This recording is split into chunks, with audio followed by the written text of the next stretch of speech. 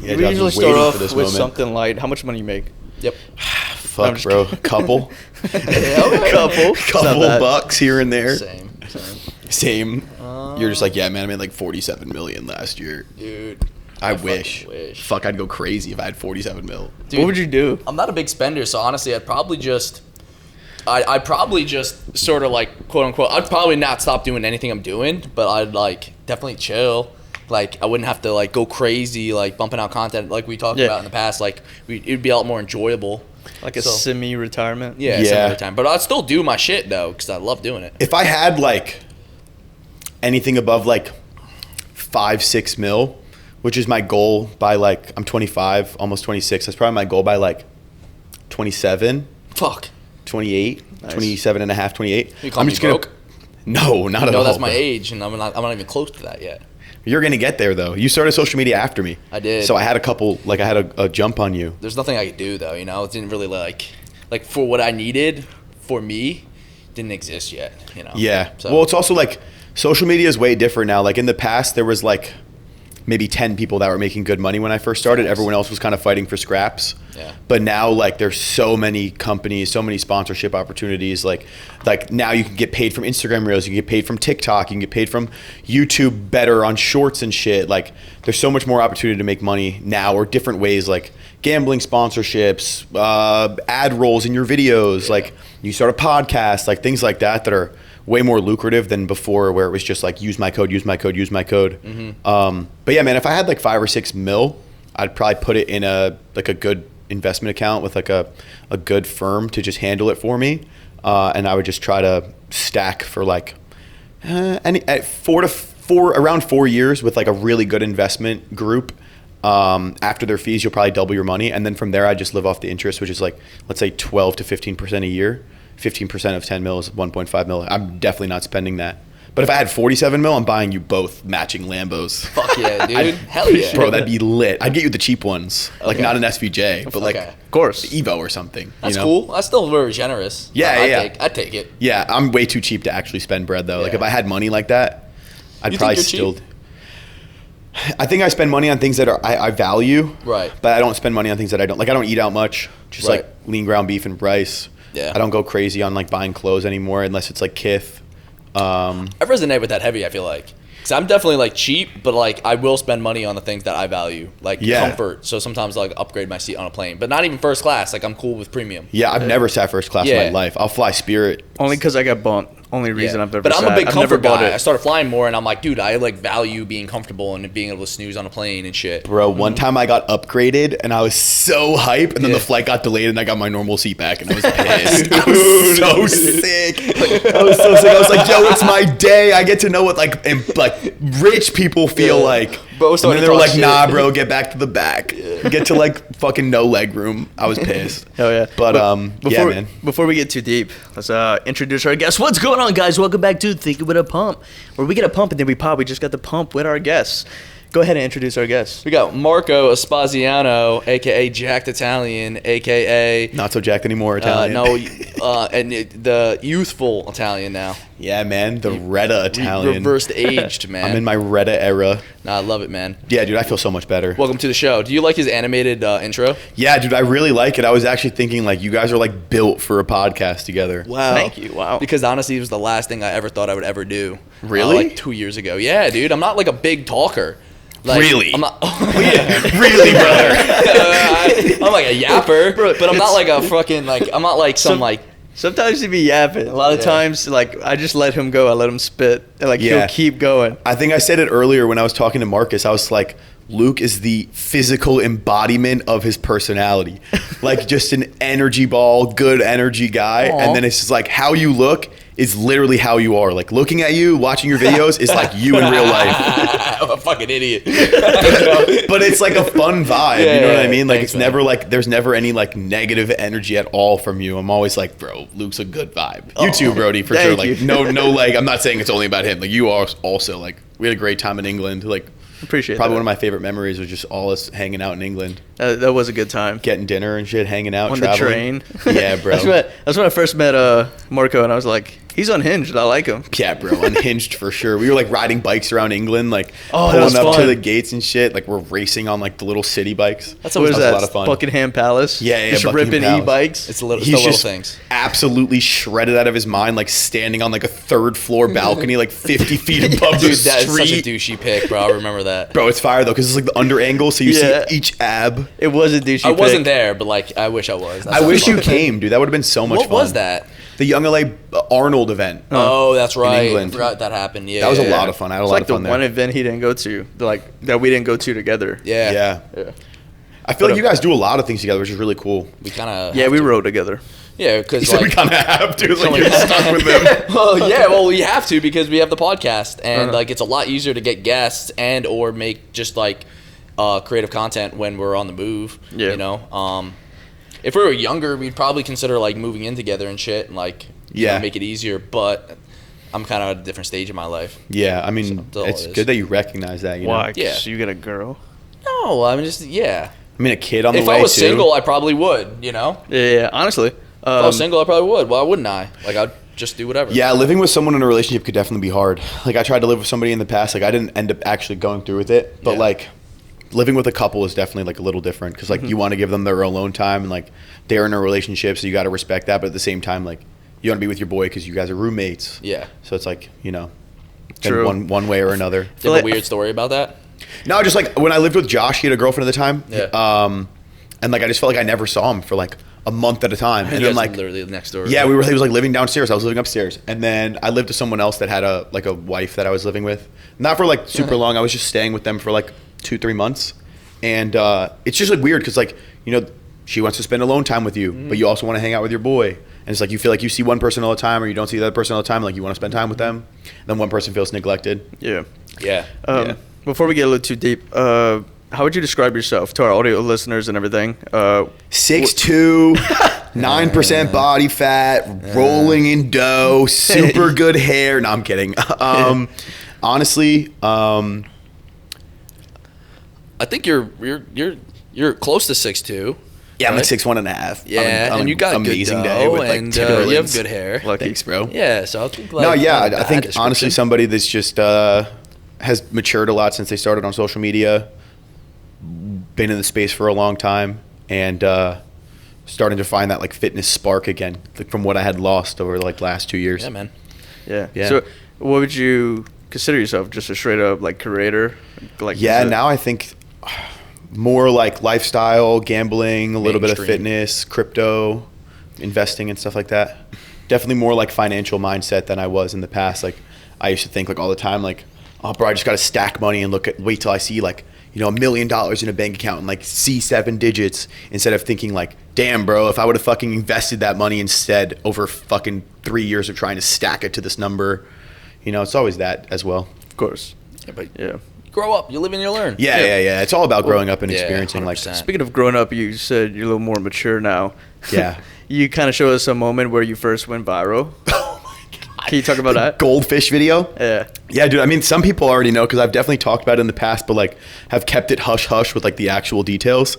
But when I was in college, I was working at LA Fitness. Like I had fucking 7 jobs, bro. So I was just grinding, and like I thought social media was my thing. So I started doing like thrifting videos where I'd go thrifting and like started a business with that, like reselling shoes. And I was like, bro, like I really want to do fitness. Like I'd always wanted to be a fitness influencer, like creator, looking Yep. up to these guys, like how can I do it? And I was like, I'm just gonna try to get viral clips and like think about like what is Steve will do it doing? Like what are these people doing that's getting attention? And when I was in high school, I had drank 3 goldfish like in a video, like in high school after prom. Like we rented in Wildwood, we like rented out Yep. like a motel, like a bunch of high school kids, like all drinking, and like someone had fish for some reason and I fucking swallowed them. And I was showing my manager at LA Fitness. He was like, bro, like, I'll give you like $50 if you do this. And I was like, $50? Fuck yeah, bro. It's like 9 hours of work, bro. Hell yeah, I'll do that shit. So he gave me like 20 minutes off. I went to the Petco or PetSmart, whatever was over there, got 3 of those like little goldfish feeder fish. They're probably like an inch long, and a monster. And I'm sitting there and I filmed this TikTok, not thinking it was anything crazy. Like looking back on it, it's definitely a little crazy. And I like shotgun a goldfish in a Monster can, calling it like a pre-workout snack. And then I drink the other 2 goldfish from the cup. And I posted this TikTok, like not thinking it would go so crazy. Bro, it had like 15 million views by the end of the night. Like it was ripping. My frats sending it to each other. Like everyone's fucking talking about it. The school's blowing up about it. Everyone's like laughing. It's like the funniest fucking shit.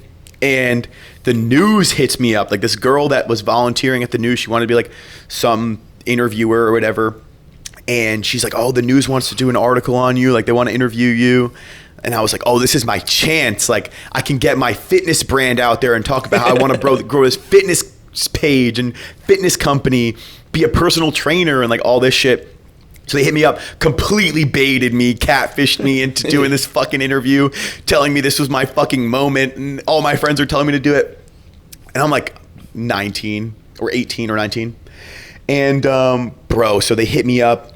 It goes on the news, they run it. My mom starts freaking out because like right before they were about to post it, I like wanted to back out and told them not to post it. So I told my mom, she like calls the news and she's like, if you run this one more time, like we're gonna sue you. He's not 18, he didn't sign off on it, you didn't get parental consent, whatever. Like she clutched up because they took it down after that. But it's still on the internet, you can still find it. But PETA, like people were like tagging PETA, a bunch of Facebook moms got mad about it. Damn. They interviewed kids on my campus and my campus almost expelled me for it, bro. They had a whole hearing about it. It was crazy. What were people saying when they were interviewing? Oh, like, that it was animal abuse. And then I'm in the fucking video being like, they're called feeder fish. Like they're supposed to be fed like to animals, like maybe not people. I'm like, it's the same thing as sushi. Like just being fucking douchebag, like just idiot, degenerate, just drinking goldfish, not thinking anything of it. And then like, yeah, dude, the whole school had like a hearing about it because it was blowing up, got way bigger than I ever expected. And they were like, you know, we could expel you for this. It's bad publicity for the school. They went to my job at LA Fitness and like interviewed people at the gym. Yo.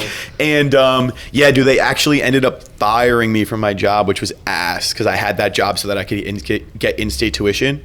So I was doing like personal training, kids club. Like who the fuck trusts me with a kid?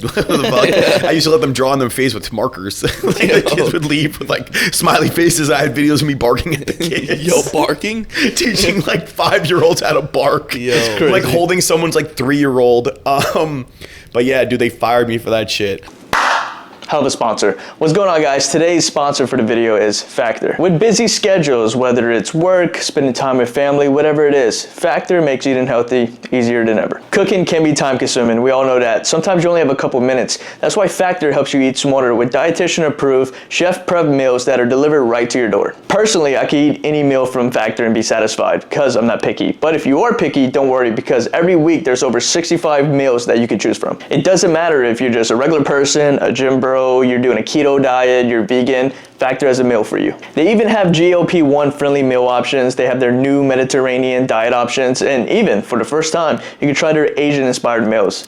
The variety is unlimited. They have more choices and better nutrition. That's why 97% of customers say that Factor helped them live the healthier life. I use this, and you should too. Eat smart at factormeals.com/pump50off and use code pump50off for 50% off your first box plus free breakfast for 1 year. That's code pump50off at factormeals.com for 50% off your first box plus free breakfast for 1 year. Get delicious, ready-to-eat meals delivered with Factor. This offer is only valid for new Factor customers with code and qualifying auto-renewal subscription purchase. Back to the video. But the only reason I had that job, funny story, in order to get in-state tuition, you have to be a resident for a year, be like emancipated practically from your parents, like be totally self-independent, like track all your bills and like submit them to the government to prove that you're a resident, submit them to the school. And like this, I couldn't get a job anywhere, bro. Like nobody wanted to fucking hire people because there were so many college kids in the town. Like I couldn't get a job at the bar. There were already bar backs, already bartenders. And bro, so the manager there ended up, he like was addicted to Adderall, and I had a fuck ton of Adderall. So I would give him my Adderall in exchange for letting me have a job there so that I could in-state tuition. And then we ended up running this credit card scam at LA Fitness. It was this fucking huge scandal. The guy ended up going to jail or getting arrested or something, where he found out that like, so you get 30% commission on any gym membership that you clear up. So like if somebody owes money to the membership, you have to call them a bunch of times. So like you sit at the front desk and call them, and then if you get them to clear up the membership, they owe $200, you get like $60. So I was calling people, I'd get a couple people to clear up a day. And then, so I was making like an extra like $50 to $100 a day doing that. And my manager started having all these kids that worked there put random credit card numbers in, just as long as they started with like the same 4 digits, and it was just randomly charge somebody, and then you'd get your commission, and then they'd open a dispute, and like you'd keep your commission, but like the person would get their money back. And he ended up fucking going to jail like 6 months after. Yeah, well, yeah. Yeah. But he was a tweaker, bro. Well, that's like robbery, right? Taking Adderall from a 20-year-old or 18-year-old to get a job, like that's kind of crazy. It was like your prescribed Adderall? Mm-hmm. Yeah. Yeah, dude. And you just weren't taking it? No, but I would always be like, oh, I ran out, or like, oh, I'm not feeling it. Like they were like, oh, we'll give you 10 milligrams of Adderall. I was like, okay. So I got it, and then I was like, oh, I'm not feeling it. So they were like, okay, 20. And then I was like, oh, I'm still not feeling it. This is wearing off. Okay, 30. Oh, yeah, I'm still not feeling it. I had never taken a single one, bro. I was just stockpiling them for finals. Damn. I think I'm past the statute of limitations now. Yeah. It was like over 5 years ago, so I don't think I can get in trouble anymore. Please don't think. This is all hypothetical. Like this never actually happened. It's a random fairy tale story. We'd be joking. But yeah, I had like hundreds of fucking Adderall at one point, bro. I stockpiled them over the summer for finals. Allegedly was getting like $40 a pill. So you just saved them for big tests. Yeah. And then I had some friends that were girls, so I would like hang out with them.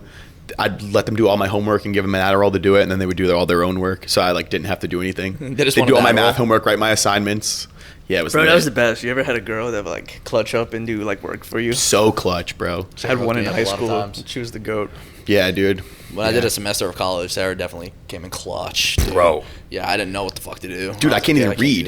Wait, yeah, so I can barely fucking read. In college? I can read good. I can read decent. I can't write well at all. Nah, I can't read at all, bro. I can't sit down to like actually write something and like whatever. I'm like, fuck that. I probably read on like a 7th grade level. Sarah, did you work in college? On the hard stuff, yeah. So she flunked. Dubs. No. I still had to sit down and take the stupid ass test and shit. Bro, I always hated that hate shit. tests, though. I was the guy that fucking scratched her head, look around to see if anybody else is having trouble. Yeah. I'm like, damn, I'm getting hot, yo. Like, I don't like this shit, bro. I don't like tests. Bro, yeah. Like, I don't know. Even if like, because I used to go to math tutoring like 3 days a week. For like an hour, but I would just get the person there to like answer all the questions on my homework.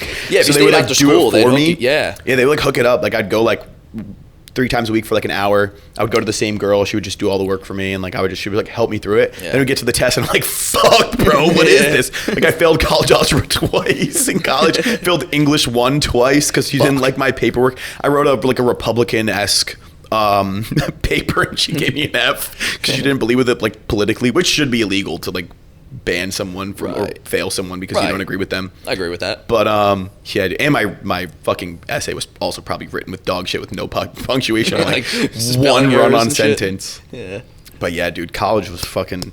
That was back when we didn't have ChatGPT. I was gonna say though, Bro, like we had to put in more effort to at least get shit done. Yeah, like nowadays, absolutely. Like also, crazy. bro, now kids have Apple Watches. They can just fucking load the answers up on that shit. Yeah, AirPods, you can hide behind your hair and get the fucking answers right to your bro. head. I remember when I was in high school, I used to try to finesse. I would wear this beanie that had headphones connected to it, and I'd run the wire down the back and wear like a hoodie, and I would have like the headphone. I'd be on the phone. I'm just picturing someone sitting behind you like, this guy's fucking cheating. Bro, the ugliest fucking beanie. It was like navy blue with like red stripes, and it had headphones in it. And I'd run the wire down the back, and like it had like a little microphone that you could like listen to here. I think I bought it on eBay for like $20. Yeah. I passed a lot of tests because of that thing. And then I'd listen to music throughout the whole day just wearing this stupid fucking beanie. That's funny as shit. Yeah, I can totally dude. picture that. Yeah. And in high school, I actually had a little tapping method when I took tests in the easiest, fucking most simple history class that I just didn't pay attention to because I couldn't pay attention. I just don't know how. It was boring as fuck. But my buddy behind me at the time would tap. It was all multiple choice. So he'd tap 1 for A, tap 2 for B, Just tap 3. speaking Morse code to Yeah, pass basically, tests. yeah, because he was a fucking nerd with the history shit. He loved that stuff. It's Yeah. like, you know, dad was like a military guy and whatever, so he, you know, he didn't have to study. And I was like, bro, I don't want to try. Like, you guys are like my friends in my class. I can't fucking pay attention. Yeah, dude. So I think the only classes I ever passed in any school were like philosophy, sociology, micro and macroeconomics, entrepreneurship, and like business classes. All the math classes nuked them. In English entrepreneurship, is did you learn nuked anything? it. Science, In entrepreneurship, did you learn anything that you take on today? Yeah, dude, absolutely. Like it helps you a lot with like realizing like my number one piece of advice for people starting businesses, like if you're not good at something, outsource it. If you're not good at something, take the stress off your plate and pay somebody who's better than you to do it. Optimize your business in any way that you can. Like don't give up equity in your company to somebody that's better than you, but pay them a salary to do the work that you're not good at. It will pay off tenfold and save you so much time trying to learn that skill instead of just paying somebody to do it, so you can focus on, like, for example, like I do social media. I'm the face of a brand, not the person doing all the back end outsourcing for things. Like if somebody's much better at like supply chain, pay them to do it. If somebody's much better at, outsourcing to athletes or influencers, pay them to do it and focus on the things that you're good at. Like if you're not good at English, why are you going to try so hard to write an essay when you can use ChatGPT? Yep. Same exact if shit. We're not as good as editing. In the real world, bro, exactly, bro. If you're not a good editor, pay somebody to do it. If you're not a good videographer, pay somebody to do it. Yep. Be the person on the camera. Don't worry about the extras. Yeah. Like when you're first starting, try to do everything yourself, get the content out. But like once you get to a point where you're already good at getting the content out and people are fucking with you, pay somebody to edit it. It makes your life way easier. What if you don't have money yet? Get to the point that when you have the money, then you start using it to pay for things. Yeah. Like obviously there's like a break-in period when you start a business or you start social media. After that, outsource it. Like, bro, people on Fiverr will edit a video for like $50. Dude. Oh yeah, You know what I mean? No, Like Fiverr's great. Bro, especially with social media, like there's so many kids that reach out to you or reach out to me. They're like, oh bro, I'll do clips for you. Or like, oh bro, I'll edit your videos. You need a videographer. Do you need a appointment setter? I'm like, number one, you didn't even check my bio. I don't sell a mentorship. So what are you talking about? Appointment setter. But like there's so many people in your DMs, especially when you're doing social media, like that you could pay to do things that you don't want to do. Yeah. You just Dude, have to the take worst in the DMs is when it's a hot ass chick. And Yeah. she just goes like Brodie. And Yeah. they want you to respond because they want to do something more. Yeah, they want you to like buy followers or something. or some shit. Yeah, they're like, hi Marco. And I'm like, your tits are nice, but I know you're trying to sell me something, so leave me alone. They give me every time to look at it. I never respond, but like to click on their message, they give me. Yeah, dude, they definitely get me to like open it for Like sure. maybe it's like, hey Brodie, you're really hot. Never. It's just Yeah, hey Brody, trying you're to really sell hot. me something. Nope. It's hey Brody, like I have this service that you should promote, or like they want me to like. I've had people reach out to me like OnlyFans agencies that want me to like let them use my account to like reach out to girls to start OnlyFans. I'm like, no, bro, I'm not trying to fucking make little kids like lustful. Like I'm not gonna let you use my shit to grow. Only like God's gonna judge me one day and I'm gonna go to hell for that shit. Yeah, Fucking that's no. crazy. Yeah. But they do a lot of that stuff. Like any sort of people in your DMs, like they're looking for something. But yeah, you can outsource a lot of the things, like important things you can outsource for sure. That, and then also just like, I don't know, I think there's an employee mindset and then there's like business owner creator mindset, and you just have to understand what you are. Like some people are meant to be employees. Like that's why, like, college is a good thing. I'm not going to talk shit about somebody that goes to college and like completes college, gets a degree. That wasn't for me. And if I had a degree, I probably wouldn't use it, but that's not to talk shit about anybody that does. You know what I mean? Like there's just 100%. different mentalities in people. Some people are very content just being told what to do and when to do it, and they're happy with that. Yeah, there's people that love that comfortability. Yeah, exactly, dude. Risks aren't meant for everybody, for sure. Yeah. Get told what to do, I do it, and I go home. Yeah. Nothing wrong with that. There's a lot of either. security in that. Yeah. You know what I mean? You get your 401k, you know what you're going to get paid, you know what you're getting paid next week, you know what you're getting paid in a year pretty much, like yeah, you're 100%. good. You know what you're going to kinda get. go home Like and, you can budget, like for social media, like you guys know, like it's very up and down. Like you have an amazing month. Like I've had months where I made money. Yeah. And then other months that are like, damn, bro, what the fuck happened to my income? Like Right. my expenditure was way higher than my income this month. sort of thing. And you never really have to worry about that when you have Yeah. a salary job. So that's like a risk in pursuing something like this. It's like it's not gonna be consistent income necessarily. Yeah. Like nothing's guaranteed. I always You know tell what I mean? people too, like, don't quit your job unless you're like replacing the income with money you're making from whatever your side hustle is. You're better off just doing both, especially if you can make it work. Like if you want to do social media, don't quit your job until you're making, at least your salary, if not double your salary, Right, yeah. because the money's up and down. Like I've had brand deals that I've signed with companies, you think you're locked in for a year and then 3 months later, like they want to sell the company. So they're adjusting the books and want to adjust your salary. And it's just like, nah, bro, like I did not agree to that. Right. Try that on somebody else. But a lot of people will just roll over and take that. Yeah. Which also like, read your contract. But that's what I did. I was working HVAC before. That was the job I quit to do social media, but I was doing it obviously simultaneously, and it wasn't until I was making like a pretty large margin above like my actual salary, and then I was like, you know what? I'm missing out on trips. I'm getting invited to go here, there, and I was like, damn, like. It was still like I felt like very uneasy about doing it because like the guaranteed money, and I was kind of like I saw it as like stacking. I was like, I got my quote unquote 9 to 5 income plus I'm making money on the side. I'm like, this is great. Like this is a good deal right now. But obviously, me doing that and taking that leap of faith, I do a lot better than that. Yeah, I mean, I remember when you were first starting and you're looking for supplement sponsorships or things like that, you would ask me like, yo, bro, you think I should do this? I'm like, no, bro, you're blowing up right now. They're getting you on a discount. Don't accept anything until you're at this, or unless they're willing to pay you this or negotiate in this, because a lot of companies, bro, it's good for them. That's good business. But like, they'll try to find people that are up and coming and completely undercut them because they know, okay, I can lock them in for a year-long deal on this. So even if they grow up, I'm getting way more return on investment than if they would have just waited to sign a deal as an athlete or a creator. Like I always tell people when they ask me like, yo, bro, should I sign this deal? I'm like, no, dude, you're in your prime right now. You're growing.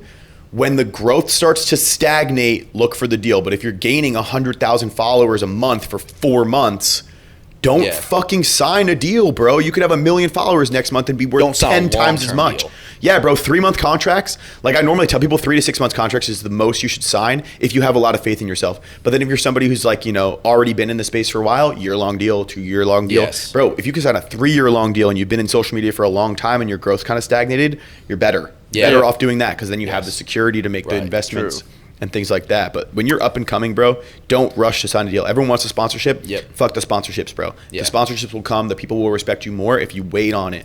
Also, bro, pushing codes and shit, like you want to make sure you're able to balance the amount of times you have to push a code. So like when you have deals and shit, you want to make sure that your content isn't always use my code this, use my code that. It's this is my video, this is my video, this is my video, ad. Video, video, video, video, video. Ad. Content value, content value, content value, ad. Because you don't want it to only be like a walking billboard for these companies. Because at the end of the day, like you're a sponge that's full of water. The company squeezes the sponge until the water's gone, and then you're just a dried out sponge, and the company can move on to the next person that's a full sponge. You know? Yeah, never place your actual brand with your sponsor. You know 100%. I mean? You have to have your own identity. Do that. You don't know, obviously. Like I didn't know a lot when I was getting into it, and then Marco was actually an OG. He actually grew up in Jersey and stuff like that, so we crossed paths a lot. We didn't go to the same school. I'm actually older than him, but what's funny about that? No, it's 48, bro. Yeah, I'm 48 going on 49, dude. That's crazy. I'm right behind. But he actually was. He had more success in social media before me, and he was like the first one to actually like speak up and like give me some advice because I had no idea what the hell I was doing. Yeah, bro. I was getting paid like the lowest amount of salary when I was like actually starting to blow up, and you were like, dude, you gotta like. You can go here, you can go there. And you were giving me like a rough estimate of like what I can be earning. I was like, wow, like, bro, dude, that was the nerve wracking, bro. Well, a lot of people don't talk about like income, and like I'm not like super open about income, but I'm definitely like if somebody asks me, especially behind closed doors, I have no problem trying to help people get what they're worth. Because like, you know, everybody, like I was very lucky. Like I'll give Shawley a lot of praise. When I was at Anaka and I first started, bro, I did not know my value. Like my first salary at Anaka, I had no salary, 10% commission. I worked my way up to like a multiple 6-figure salary and 20% commission. And Shawley was very giving to me and very helpful because he was also an influencer before he had started his company. So he understood what my what the shoes I was in, and he looked out for me a lot. And I appreciate him a lot for that. I'll always give him praise for that. But there's not a lot of people that would do those things. So I wanted to be like that, for example, for you, where I'm like, bro, like this company's offering you $2,000 a month. Like you're worth way more than $2,000 a month for fucking 10 posts. It wasn't even that much. Exactly, bro. Like, that's what I'm saying. Like $500. Yeah, my first one was $500 salary. Yeah, bro. And like you're like, holy shit, I'm getting paid $500. That's so much. Like all I have to do is post. And then you realize, holy shit, bro, I'm generating this company tens of thousands of dollars and I'm getting a small fraction. Like, I don't know. I always tell people like, don't make your sponsorship your end goal, and also don't tie your worth to just getting this one sponsorship and that's your goal. Because once you get there, what's the next? What's the next step? That's great advice, because especially when you first start out, like you dream of having a sponsorship. So when people reach out, you're like, you want to jump on it. But these companies know that, bro, because like they have the status and everybody wants to be a part of them. So it's like they have that leverage over you, and you have to remind yourself like they're reaching out to you, you're not reaching out to them. So they're interested. You know what I mean? You have leverage there. They're reaching out to you. It's not the same as like you're emailing them and asking for a brand deal. You're giving them the leverage. They've expressed interest. You know they're on the hook. You know, if they're offering you something, they'll probably pay you double that and still be happy to pay that.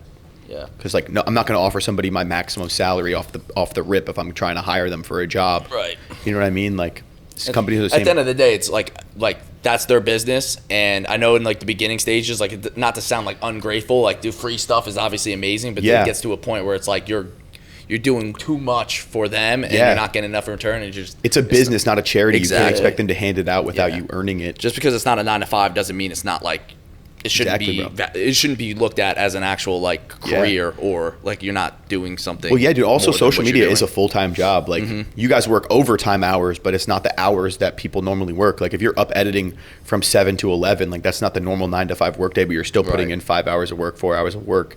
Same thing as filming and editing. Like filming is a huge part of your job. Like if you're filming for 3 hours, like it might not be, sitting down at a desk job and punching files, but like you're still working. It's not like you're just getting paid to do absolutely nothing. Yeah. But you make your own schedule. So a lot of people see that they're like, oh, social media is not a real job. It's without a doubt still a real job. Like you're consuming the content, so obviously you want the content to keep coming. So how are you going to say it's not a real job? Like if it's not a real job, then I'll go work a normal 9 to 5 and not make the content anymore. If that makes sense. No, I think it makes sense. I think it makes perfect sense. But also what I was going to say is like, we're sitting down here, not that this is like a pain in the ass or anything like that, but this is a Saturday. Yeah. I mean, Saturday you got up, went to a meeting, then you went to a meetup. We're blessed to be in this spot. I love meeting people. I'm incredibly grateful with the spot that I'm in, meeting people that have consumed the content and enjoy the content. Like it's fucking the highlight of my month, bro, doing events like this. But at the same time, it is, 10 o'clock in the morning, 6 o'clock at night, go work out, film content, come back, do a podcast, film content. Yeah. Normal people aren't working on a Saturday. So just because it's not your typical 9 to 5, Monday through Friday, you put in a 12-hour workday today. And things don't. That's a great point. And things don't just necessarily fall into like the perfect scenario either. It's not like we got to pick this scenario. Like we waited for the perfect time. There's no perfect time. We all like lacking sleep a little bit, and we're all pretty wild. We didn't have we needed that meal before. This podcast. Yeah, bro, the steak and rice fired me up, though. Like, I'm feeling good. I'm really happy to have you on the podcast. I'm just like pointing out little things that people probably just assume is like, everything's like perfect. I'm like, it's not necessarily like. Man, bro, I think that's also life, though. Like, nothing ever is gonna go your way. Nothing's ever gonna be perfect. It's all about adapting and working around it. Yep. You know what I mean? I know what you mean. But tell me what your guys' goal, like, what's your 2-year goal with the podcast? Where do you guys want to see yourself with the podcast? But we could answer it. You want to go? I'll answer it on the back end. With the podcast? Yeah, or in general, like. Well, obviously we want to be like one of the most consistent, bigger, like definitely quote unquote in the fitness space, like podcasts. This is not cocky, but who else? Who has one in the fitness space?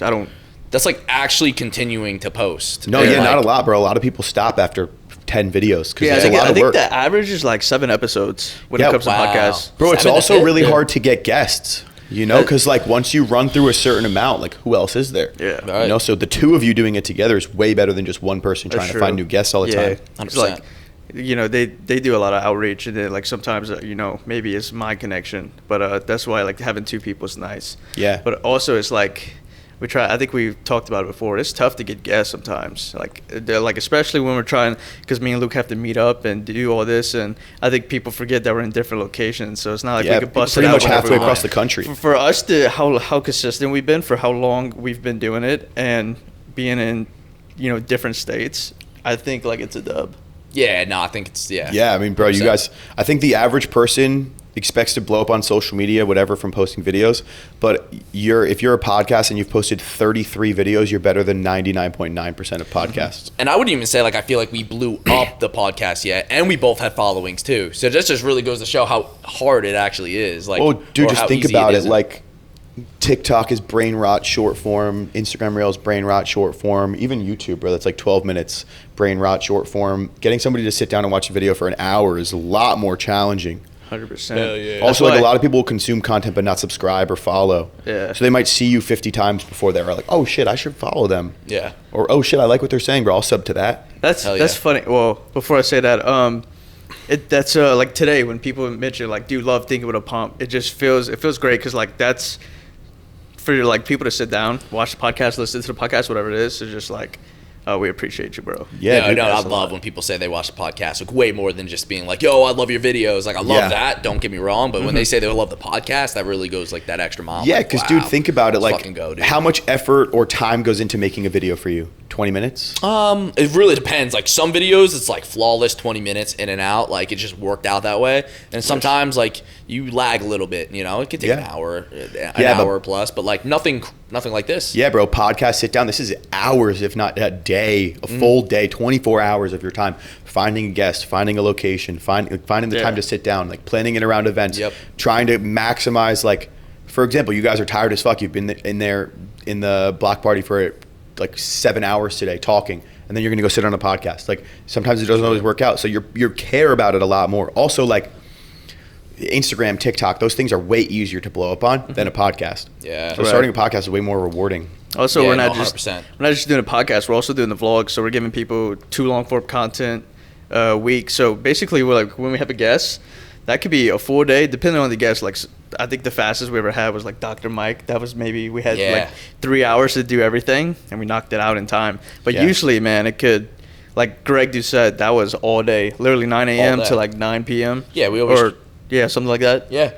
It's awesome. He was a great guy. Because I feel you guys get to know people on a way deeper level than just like surface level conversations when you actually sit down and have a podcast. 100%. Right. Well, that's why we love the vlogs, because like, let's say we didn't know you.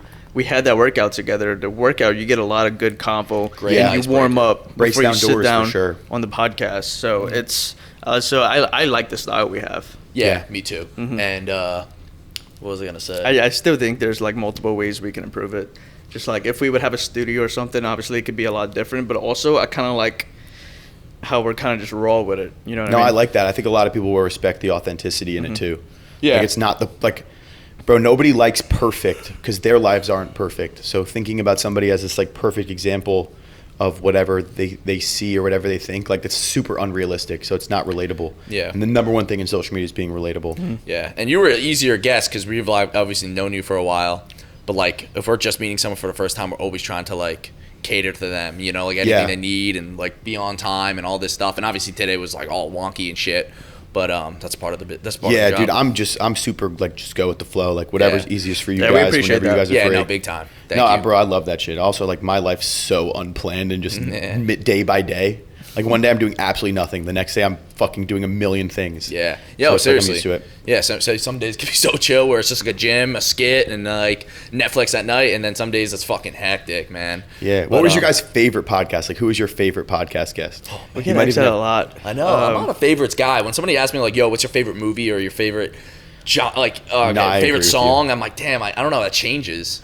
Yeah. But favorite guest, I mean, or one that you really remember. Well, I loved hanging out with Greg Doucette, to be honest. That was definitely a memorable day and trip because it was a pain in the ass to get there. We had like a freaking cancel. We got canceled in Boston. We got stuck. We had to like we were considering driving home and scratching it because we like missed a whole day of Airbnb. But luckily, Greg was super sweet and he's like, "Yo, I'll push back everything I was gonna do this Saturday. Like, really excited for you guys to come." He like welcomed us into his like fucking not a mansion, but like. Cooked us breakfast, cooked us dinner. Yeah, that's like awesome. Whole thing. Good dude. Yeah, Greg seems like a really cool guy. He really is, Yeah. especially like in person. Great guy. And then that podcast, it was like a good podcast, but like also I was close to dying during that podcast, and nobody realized because they were like, it seemed like we didn't have our shit together, but I was like, bro, I was dying. Yeah, it was like, dude. So where he films his videos, it's the smallest room in his home. And it was a fucking hot box sauna. There's no vent. Yeah. Sauna. Oh, damn. So I'm kind of having like a little anxiety attack from how hot I am. Because I was like manual breathing at one point. I was like, bro, like when you get too high and you're like in. Yeah. So I was out, I was thinking about breathing, and like I don't think I talked for a good while, and like I didn't have water on the side of me. I was like, we need to take a break. You're just fighting for your life. Yeah. No, luckily, like I somehow like was keeping it going. Sometimes like I can't, and I like. Brain fog, and then he to take over. So like, we definitely bounce off each other in that way, and it works out. Yeah, you guys have a really good podcast dynamic. I think. Thank you, man. Thank you. We try. And we don't even like train. But back to you, man. Practice. So you ended up dropping out of college. Yeah, dude, I dropped out. I think my mom. It was actually really funny. My mom was like, "You can't drop out of college unless you're making like $5K a month." I was like, "Mom, I made $50K last month." She was like, "You could drop out." She was like, "Go chase your dreams," because I had my sneaker business. Chase your dreams. So I was like, I always thought about it like, you know, college will always be like my credits aren't disappearing. Like they'll disappear now. Obviously, I think it's been like 5 years, but you have a 5-year period or to be able to drop out and then resume. As long as you like completed X amount of classes, I think you need like 40 credits. I had like 50 or 60 at the time. And so I could have gone back up until like last year if I wanted to transfer those credits to another school or something. And I just look at it as, you know, you have one chance in life. Like God gives you opportunities, and you should take the opportunities when you're given them, because you don't always get them. And, you know, if this is something you've wanted your whole life, like I'd always wanted to do fitness content. I've always wanted to make like videos. I was obsessed with it as a kid. Like when I was younger, like 16, 17, 18, watching these guys like Christian Guzman, Shawley, who else, man? Mike O'Hearn's videos like were never really my thing, but I would watch like Rich Piana because like he was super out there versus like super clean cut. Yep. Who else, dude? Callum Von Moger, like one of my biggest, like idolized as a young guy, like, and like, dude, I was just like, fuck, man, I'm gonna take the chance. So I started making the videos, and then eventually I was like, you know what? If it doesn't work out, I can go back, but I would kill myself 10 years from now if I hate my life and I never took that chance. I think you always just got to take the opportunities. But yeah, I had my sneaker business and my clothing resale business. Like I pretty much stopped going to class anyway and just hustled and finessed my way around it to pass the classes or like get good enough grades to just continue on to the next grade or semester. So I would go to all the thrift stores in the area. Kids would always like my fashion sense. They'd be like, yo, that shirt's really cool. Like, you know, right now, like I'm not like wearing anything too, like, I mean, Kith. Yeah, Kith. What's like that? Bravest Studios pants. But like, I was always into like fashion stuff, always into thrifting, always into shoes. And I never really had money as a kid. Like my mom would always bring me to Goodwill and like let me find cool shit. So like I'd find Nike Dunks before they were cool, like at Goodwill and shit, get crazy deals, like $15, $10 a pair of shoes. So I always had that mentality of like, why would I spend a lot of money when I can just go to Goodwill and buy something that's cool that nobody else has? So I started this resale business where I'd go buy like any alcoholic shirt, $1, bro. I'm buying it and selling it for 20 to this kid that has daddy's money at college, because I was in school in Fort Myers, Florida, like super wealthy area. And I was making good money, dude, on top of like, you know, alleged like concentrated substances. So I was making good money doing that. I was probably making like $5,000 to $7,000 a month on average, like buying shoes from clothes and shoes from Goodwill. Yeah, dude. And then I remember I took my rent one month. I had like $2K. I went to the Nike outlet, and they have a really cool policy where you can go and buy things and you have 60 days to return it. But I had 30 days to pay my rent. So whatever I didn't sell in like 25 days, it takes 5 days to charge it back onto your card. I'd go to the Nike outlet and I would just make videos, like going and buying all these shoes, going and buying all these clothes, and like just started this business. Like more eyes, more buys was like my slogan, like in my own mind. Like the more eyes you have on something, the more buyers you have. So I would go to all the fraternity and sorority places on different schools like FSU, UF, UGA, like UT, UCLA, like all these schools, like, and I would just follow all the frat guys and all the sorority girls on this clothing page that I had, and a bunch of them would follow me back and like look at the clothes, DM me, and I would just sell shit, bro. Eventually I got it to the point where I was making like $15K a month. And I would, you know, bribe the Nike outlet people with like an Adderall and like $20 to like let me use their employee discount and like save all the returns. So I was getting like dumbass people would return like Travis Scott's to the Nike outlet, Off-Whites to the Nike outlet, random Jordan 1 or Jordan 4 drops, like the back wall's 30% off. Like you get 30% off returns, 30% off the back wall, and then 25 or 30% off as an employee. So I was getting like Jordan 1s for like $40 and an Adderall, and I'd sell them on StockX for like, bro, I think I can find screenshots of my StockX account. I had like $300,000 in revenue on StockX. Like it wasn't all profit, but a lot of, like I probably made like $150K profit before I dropped out of school doing that. Jeez. And people were like, bro, you're fucking jacked. You're so jacked. Like post your workouts. And so I started posting that, and the page blew up, bro. I had like 200K on my thrifting page, which was huge at the time. Like 200K on TikTok was like insane. And then I had like 10 or 15K on my IG for reselling. And then, bro, I had like fucking 700K in 2 months on TikTok before my first account got banned for fucking fat shaming, which is a story in itself. But yeah, dude, so then I dropped out, and just Shawley again helped me a lot. Like he asked me, he's like, bro, like how much money are you making a month? And I was like, well, with Anaka and like all these things, like probably like 20K. He was like, bro, drop out. He's like, you're making way more than you'd ever make like working a regular 9-to-5 job, and you know, you're just getting started. Like you do this amount, we'll help you out with this, do this amount, we'll help you out with that. Like they were paying me to travel, like they were paying for my plane tickets to travel around the country. Like I dropped out, moved in with my girlfriend at the time. I was living with Josh in Arizona. Like I was sleeping on his couch in his fucking frat house with his homies, and like, dude, I was just traveling around making content. Anaka would pay for a lot of it, like helping me go around and make videos, like fly me to Houston and put me in a hotel for like 2 weeks, 3 weeks at a time. Charlie would pick me up every morning, bring me to Alpha Land, bring me to the office, and like he helped me a lot in the beginning, bro. Like I said, man, I always give that man his flowers. You guys still have a good relationship? Yeah, we FaceTime the other day, like no bad blood at all, bro. I wish them the best. But yeah, dude, he helped me out a lot in the beginning. Like they were helping me make content and travel, and eventually like, I started making more and more money from it. But yeah, dude, I don't think I dropped out until I was making around that.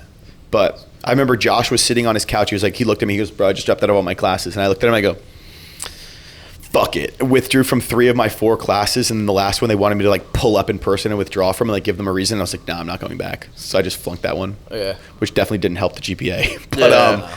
But yeah, I just haven't looked back from there, man. That's I remember my bread. entrepreneurship teacher was like super supportive of it. Especially for a college student, that's great bread. Yeah, bro. Unreal. Like, dude, I don't even drink like that. Like very rarely, but I would like, be able to go to the bar and like get my friends like a beer if they didn't have money or something, like, which was always really cool. I was working security too. So I would work security at the front and have like an unlimited bar tab, which was always cool. I'd make a hell of money with underage kids trying to get into the bar. I'd be like, they pull up, they're like 19, like a freshman in college. I'm like, yo, you got $50? They would straight up put it on their ID. try to give you a fake. They were trying to give me a fake, and I'm like, nah, bro, slide some money. Yeah. And they'd give me like $50 into their ID. I'd shove it in my underwear. I'd go home at night, pull my pants down, butt naked in my room, money falls out of my underwear, like fucking $700. Yeah. Plus my hourly, like $20 an hour on Cash App and shit. So that was always really cool. But yeah, dude, like I love the idea that I had dropped out and really chased my dream. I'll always encourage my kids as well. Like when I'm older and have kids, I mean, hopefully, like pray to God that I'm able to have kids because of all the fucking steroids I took.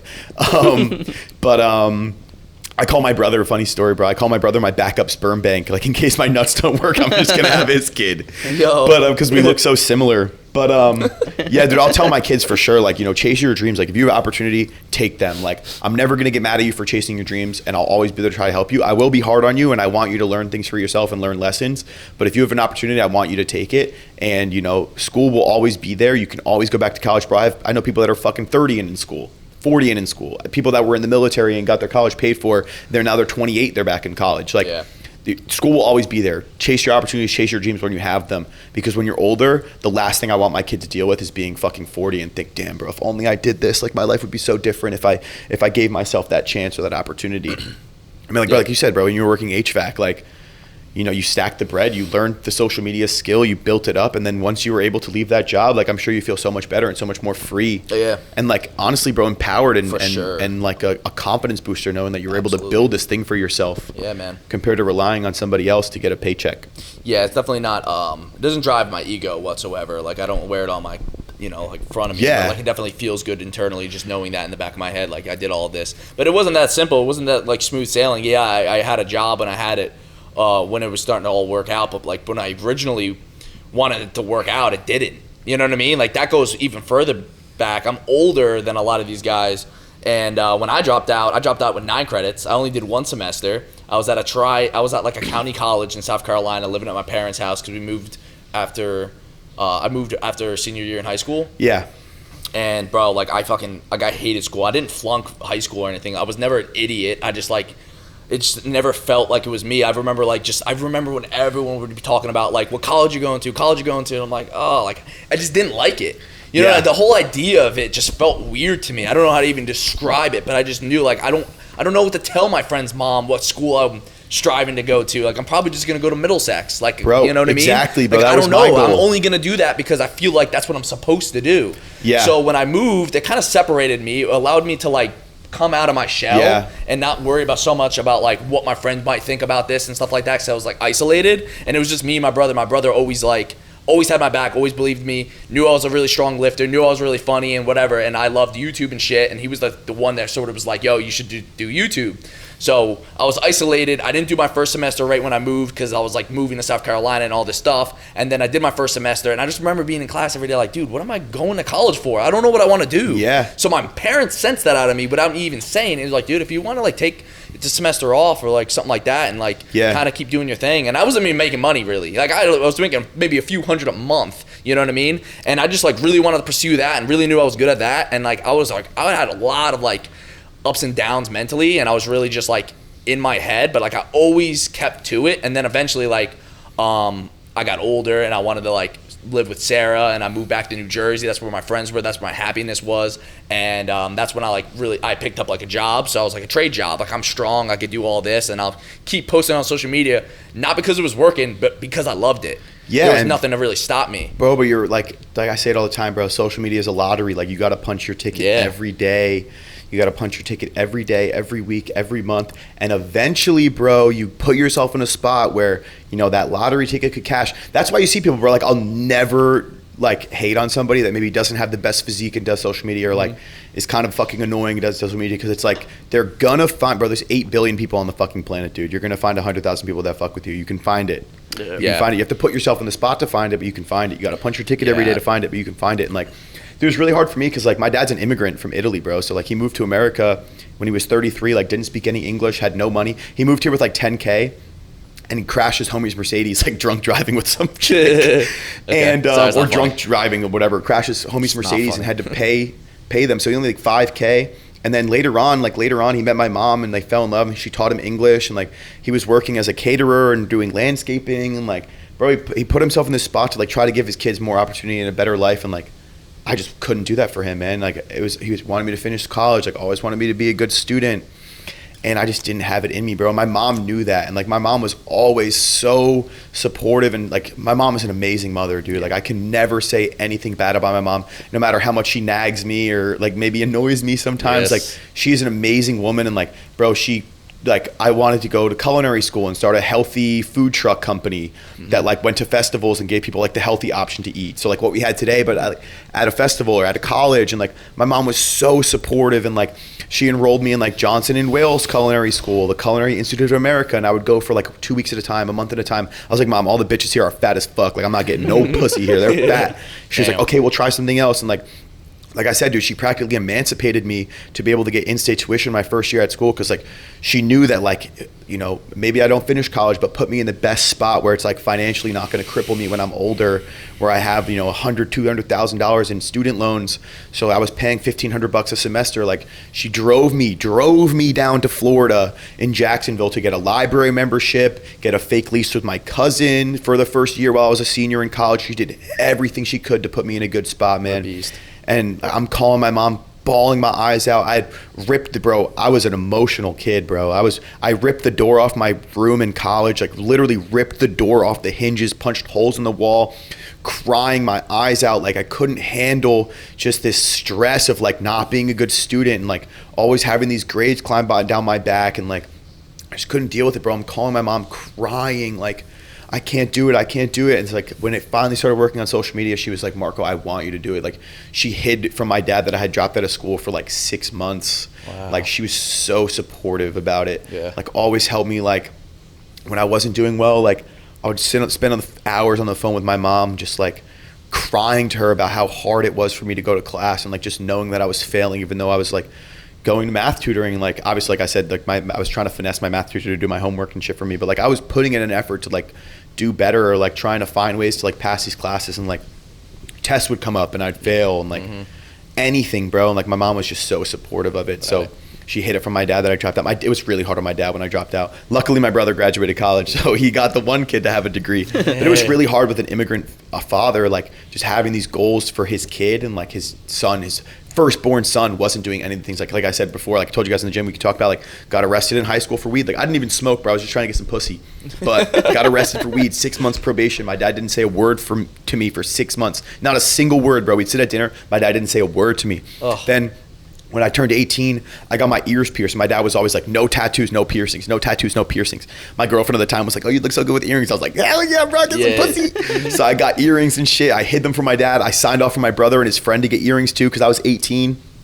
And I remember, like, my mom called me one night. I'm at my girlfriend's house. I was wearing a beanie in the house all the time to like cover my ears. My brother had long hair at the time, so he was like wearing a hoodie at dinner. My dad was like, take your hood off. My brother's like, oh no, it's cold. He's like, no, take your things off. Like, he saw a little glimmer from the earring. He starts freaking out that my brother got his ears pierced, yelling at my brother. And I took my earrings out. My mom calls me frantically, like, take your earrings out. Your dad found out. So I take them out. I go home. Like, my dad doesn't see any like earrings or whatever. So I like go to bed, and then I sneak out, go back to my girlfriend's house. She's trying to like force the earrings back into my ears. I'm like bleeding, and like they're closing. So painful. And the next morning I told my dad, I was like, Dad, like I'm the one that signed off on Mo to get his ears pierced. Like, I got mine done too. I really want my earrings. Whatever, bro. I remember, boom. Oh, fuck. I disrespected the shit out of him. I live in his house. Yep. He had a rule. I didn't listen to it, bro. I needed to be hit as a kid. Like, I was a very bad child, always finding myself in trouble. And I remember, bro, what did I do? Left school early, called out, fake sick. I called my brother. I was like, Mom, I don't feel good. He was like, okay, honey, you can go home. Like, the nurse always just knew. Like, it got to a point my senior year where, like, I think they told me I wouldn't graduate if I missed another day, because you need to be in school for like 100 days, full days out of the 180 days in New Jersey. And I had already missed like all of them, coming in late, leaving early. And I went right back to the mall and got my ears pierced. And I came home, my dad was fuming. Now he's like, my brother doesn't have his earrings in. He's like, where are your earrings? Like, where are your earrings? They look so good. Where are your earrings? Yeah. And, but like, you know, it's just what it is, man. But yeah, that my mom, man, like, fuck, this is a good woman, man. Yeah. No. She's so supportive. So supportive of it. Yeah, dude. I mean, you need that disciplinary figure with your father, and then you need the nurturing figure of your mother. And like, that's why, like, I feel bad for kids, like, when they say they don't have, like, you know, a good mom. I'm like, bro, like, especially as a young man, like, it's hard to grow up and like know how to treat a woman well if you don't have a good mom in your life, because you never really get that nurturing figure where you're like, oh, bro, I really need this good woman in my life, you know, things like that. Yeah, and then if you were to ever act out, because you're not like intimidated by your mom the same way your dad. So the one time you think you could step up, your dad fucking just deep voice, your fucking goosebumps on your back. Yeah, and bro, like, fuck. And then I'm crying. My dad's like, I'll give you a fucking reason to cry. I'm like, whoa. I can't say my dad was ever like that, but he, you know, he definitely scared the shit out of me without even trying. I didn't even have to like get to that point. Oh, dude, my dad will still kick my ass now, and I box. Like, I'm a fighter, bro. I can fight. Dude, still beat my ass. Hit me with elbows. Like, he did never hit me with his elbow, but I'm saying like he would, like he could. But yeah, dude, like, shit, dude. And my dad's like fresh off the boat Italian, like not like an American dad that's like passive. Like, my dad is like that guy. Like, bro, fuck, I did not want to disappoint that dude or like make him upset. Mm-hmm. You're always like walking on night post, like, fuck, I don't want to piss my dad off, and then I'm always getting in trouble, like fucking arrested. Mm-hmm. But I'll tell you guys a story about how I got arrested. So so when I was in high school, there was this girl I was talking to, and like I really liked her and shit. So name drop, just kidding. Nah. But she hit me up like a couple days before New Year's. Like, we'd been talking for a little bit, and I had just got my license. She's like, can you take me to the mall? Like, me and my friends to the mall to get outfits for New Year's. I'm like, fuck yeah. So I'm like going around like helping her try on outfits for New Year's and shit. I'm like living life. I'm like with 4 girls. We leave the mall, and she's like, oh, like, can we smoke? And I'm like, yeah, bro. I had smoked like 3 times in my life, maybe. And like, weed was never my thing. Like, drugs have never really been my thing. I've never really liked them. And so I pick her up, like, I take them to go get weed. Like, we pick it up, we start smoking in this girl's backyard. They're on vacation in Hawaii. Her parents catch them, like, all of us, like, on the Ring camera. So they call the one girl. They're like, yo, you can't be in our backyard. Like, we're not going to call the cops on you. You're not in trouble, but like, you can't be in our backyard smoking weed, especially when we're not home. So my dumbass drives to the local park, like Myrtle Field, the turf field in New Jersey, in Metuchen. I don't know if you've ever been there. I could probably. It's like the soccer fields over there. Yeah, okay. And bro, I pull up. 5 seconds later, the cops are there behind me. I get out of the car trying to like smooth things over. I'm like, oh, we're just here to play soccer. I'm like, in my truck, get the fuck back in the car. Get the fuck back in the car. Fuck, yeah. I'm like, oh shit. So I get in the car. I'm like, yo, put the weed in your underwear. She's like, no. I'm like, put it in your pussy. She's like, no. I'm like, swallow it. She's like, no, the girl in the backseat. What does she do? Bro, I had a 2006 BMW 5 Series, bro. I love this thing. TVs in the headsets. Hey. I have the Shaggy Dog movie with the movie case in the back of the seat. She takes the weed out of the candle, out of the plastic bag to stop the smell, and puts it in the fucking movie case. Now the car starts to smell. The cop's like, I smell weed. And I was like, officer, there's no weed. He's like, where's the weed? I'm like, oh, there's no weed. He goes back to the car, calls 15 more cops, bro, because my town's 2 square miles. They have nothing better to do. Yup. 15 cops pull up. They pull us out of the car. They're like pulling it all apart. The one girl in the back cracked. She's like, it's back here. I'm like, fuck you, bitch. Bro, they tried to throw the book at me. 6 months probation. They tried to get me with like distribution, intent to sell, possession, like selling to a minor, because I was 18 and like they're fucking 17 years old in the car. Or I was 17, they were 16. And like, bro, they tried to throw a book at me. Luckily, the sheriff of our town, or like the head police officer, the chief of police, bought the house next door to us as a fix and flip, and he was like friendly with my dad. And the girl that I was hanging out with, her dad like owned the whole town. Like, this dude is a baller. Like, low key, like I used to really look up to this guy as a kid because he owned like the whole town. Friends with all the cops. He ended up getting me off with like just the 6 months of like academic probation, where like I couldn't get in trouble or get bad grades for 6 months, and I got my record expunged. But I was fucked, bro. Fuck. The Cops try to get me with everything, literally everything. So I get super paranoid. I can't smoke. What did your dad do? Beat the shit out of me in front of the police. He pulled me out of the police station by my ear at like midnight. I called my mom. I was like, Mom, don't tell Dad, but I'm at the police station. She's like, we've been up waiting for you to get home. It's like midnight. Like, so they come down and pick me up. My dad pulls me out of the police station by my ear, like spanks the shit out of me in front of all the cops. They're just like turning around and like not looking. Yeah. Because I needed to be disciplined, bro. Like I thank my dad for how much I was disciplined as a kid, because I could have definitely ended up much worse. Like I have kids that I'm friends with or like was friendly with as kids, like rehab, pill addictions, overdosed. Like I lived in like the low income area of our town. Like all the people around me were like low income, like Section 8, the welfare checks, like morbidly obese people eating Hot Pockets on their front steps, smoking cigarettes all day. My brother and I would go steal cigarettes from them and like smoke them in the backyard as like fucking 10-year-olds. Damn. Bro, I'm not even kidding. Like I was a very reckless kid and like didn't make good decisions. Like I could have definitely ended up way worse if it wasn't for the gym or wasn't for like entrepreneurship and business stuff. But if I wasn't disciplined as a kid, I would have definitely, like the kid across the street from me unfortunately passed away from drugs. Like kids I went to college with or high school with, like OD'd, went to rehab. Like I was not in a good, like the kids in town, like bro, when you're in like a wealthier white town, but in like the lower income area, that's where like all the kids, like they see their parents like doing drugs, smoking weed, like taking pills, and like it spreads to the kids, and then the kids show their other friends. Like I remember, like bro, I was fucking 15 and like kids were doing Percocets and Oxys and shit. And I'm like, I never did them, thank God. Like I never liked drugs or drinking, but like all the kids, like my dad's from Italy, bro. So like drinking is like a big part of the culture. Like I was drinking wine since I was 9 years old. So like my parents never had to lock up the liquor cabinet, but like bro, kids in my town, especially where we were, like their parents would lock up the alcohol because they'd go in and get blackout drunk, like go to school drunk, go to school high as fuck, like ripping carts in class. Like in our school too. Yeah, bro. I was like those were my friends. Yeah, those are my friends. Like I could have ended up in a much worse spot. Like I thank God every day, bro, for the spot that I'm in, because it could have been way worse, dude. I could have been, if I went down the wrong path, bro, I could have been fucking overdosed and a fucking pill addict, an alcoholic. Yeah. Instead, I found the gym, dude. Thank God. Damn. Yeah, no, 100%. The gym's definitely like what kept me from any peer pressure. Because I was like, dude, the gains are way too important to like try any of this stupid shit. That was literally my mentality. Because our school was definitely consumed with it, like smoking cigarettes and smoking weed at like 15 and going to the park. There's a park right outside. Yeah. And the fucking teachers would call it the Vortex. Yeah. Or just the one fucking jack gym teacher would. So you go to the Vortex after school, Elsman? I'm like, nah, I don't hang out there. I go to the fucking gym. Like, I want to work out. Dude, I'm telling you, dog. So the gym gains really can help you because, like, you know, you're going to care about every little thing that can affect it. Yeah, I remember where I was tracking every calorie, every macro, tracking my workouts, writing down my sets and reps and shit when I was a kid and getting in the gym. Like, bro, fuck, dude. Like, the kids right across the street from the high school, chain smoking cigarettes. Like, I remember I used to sell jewels and shit. Like I was always on some entrepreneur hustler shit. Like I was jacked in high school, bro. I was fucking yoked. I was like a 200 pounds, like 6-pack abs, like getting drug tested for soccer season because like nobody believed that I was fucking natural. Like they thought I was juicing, and it also didn't help that I had anger issues and shit.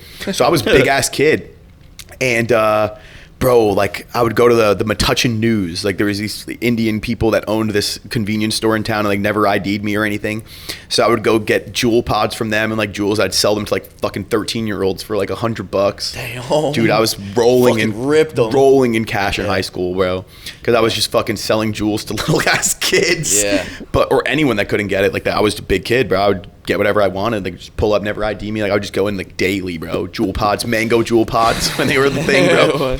And yeah, dude, like fuck, bro. If it wasn't for the gym, I would have gone down a really bad path. You know, mango jewel pods were a fucking hit after they like, banned those things. Yeah, bro. That shit. Fuck, dude. I remember like I would fucking get jewel pods every day after school and sell those shits, and I'd refill them with like zero Nick vape juice whenever I finished mine and sell them too. I heard of motherfuckers like you, bro. When I had knee surgery, I had a full metal leg brace. So like they had Gov Ball and like Rolling Loud and shit. So like I'd go to Gov Ball with my leg brace on and like tuck jewel pods and shit, and then sell the jewel pods for like $20 inside the festival. $20 a pod for jewel pods. People would buy them.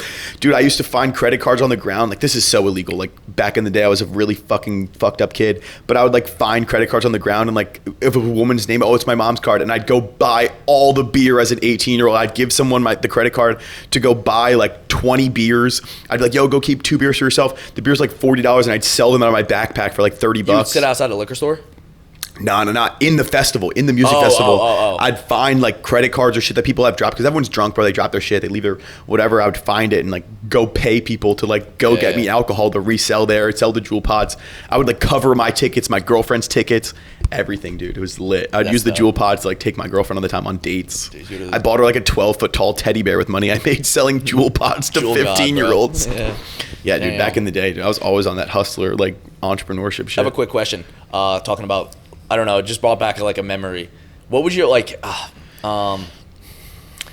if you ever want to like get alcohol as a kid, right? And you didn't want to ask your parents, right? Because your parents wouldn't buy it for you. Maybe they wouldn't buy it for you, hypothetically. What did you call that?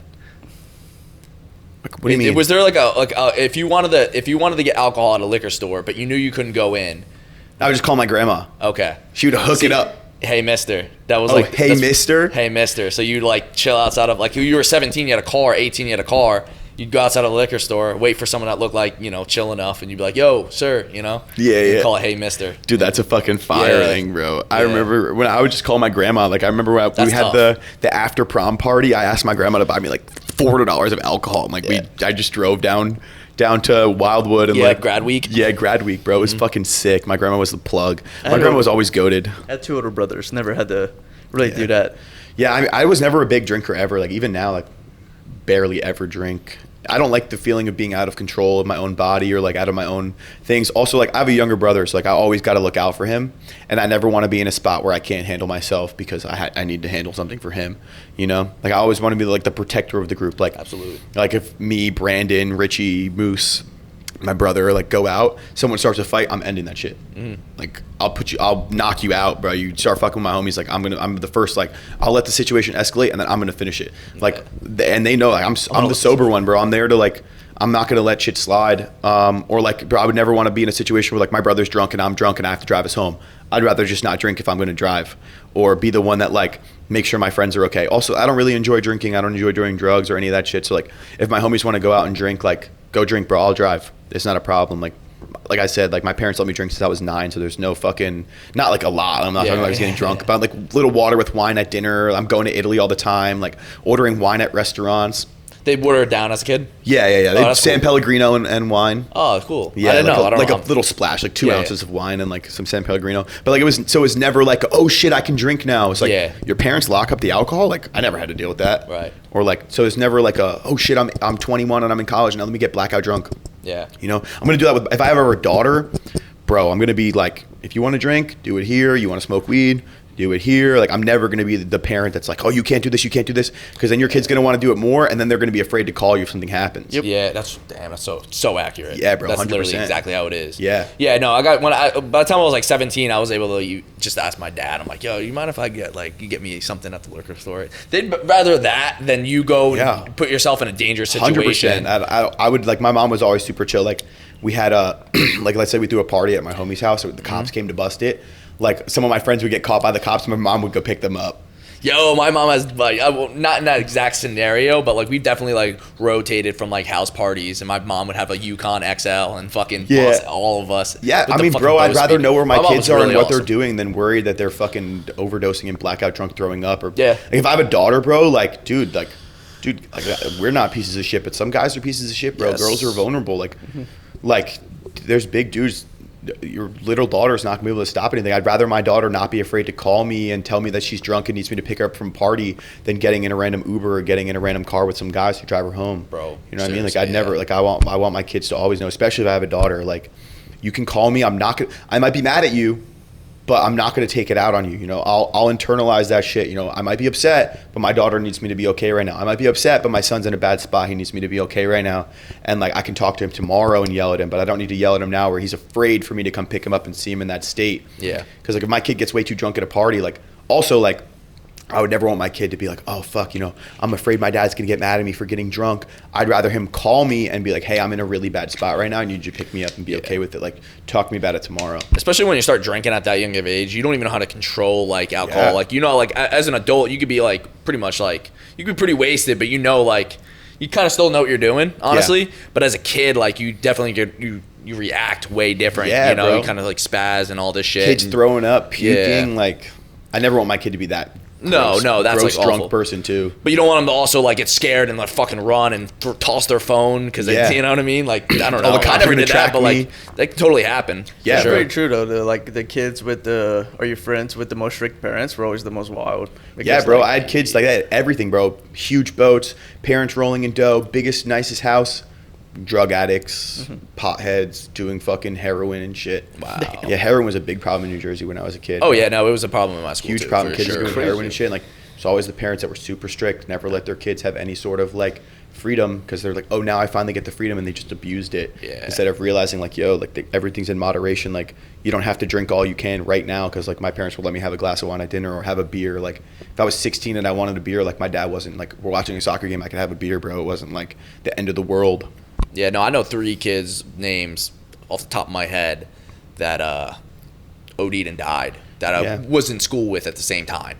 Yeah. Yeah, I know personally. Like I've interacted with. Yeah. So yeah, that's what. Yeah, I don't know. Fucking Bro, and girls Yeah. getting pregnant at like 15, 16 in my Yeah. school was a huge thing. I didn't even fucking kiss a girl yet, and I knew a girl that was pregnant. Yeah. Middle school. Crazy, bro. I think I, was had like, my first "Whoa." kiss like I didn't even know fucking what sex looked like. Middle Yeah. school is crazy. Yeah, and like I'm finding out this bitch is pregnant, bro. I'm like, what? what? Yeah, I'm like, dude. how? I'm like, yeah, How, you bro? have sex? Like, You don't have a penis? What do you mean? Like, I'm You don't have what I have? I wanted to play fucking Call of Duty Zombies back when we were boys and get fucking bro. bag of Doritos. Like, that's me, bro. I'm I trying was to a play little FIFA fucking 14 on my nerd. iPhone. You're getting pussy? What Yeah. the fuck? Yeah, dude, that fucking dude. blew my mind. I remember being in middle school, seeing people make out. I'm like, whoa. Like, I wasn't there yet. Like, Yeah, I wasn't there yet, dude. I was a late bloomer. I didn't Yeah, have to have same. armpit hair or pubes till I was like 17.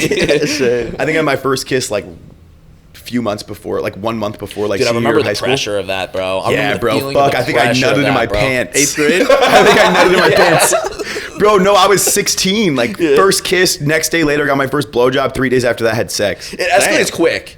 Like, Yeah. it does escalate quick because you think you're doomed. You're like, I'm never gonna get any sort of Yeah, sexual yeah. interaction. I remember feeling that, and Yeah, and all your friends are like fucking and shit. and I'm like, Yeah, oh like, my you know god, people are I'm gonna die a fucking- virgin. I'm like, Yeah. bro, you're 16. What are you Yeah. talking about? yeah, no, Can't 16 was relate. when I think I got everything at that point. But Yeah. everything happened in that same year, Bro, yeah, same 16, weekend for 16. me, bro. It was Yeah, see? bang, bang, See, bang. see, yeah. Bang, bang, and then literally bang. Fucking nuts, dude. I'm a virgin, so Yeah, you are. You're a good guy. Yeah. thank you.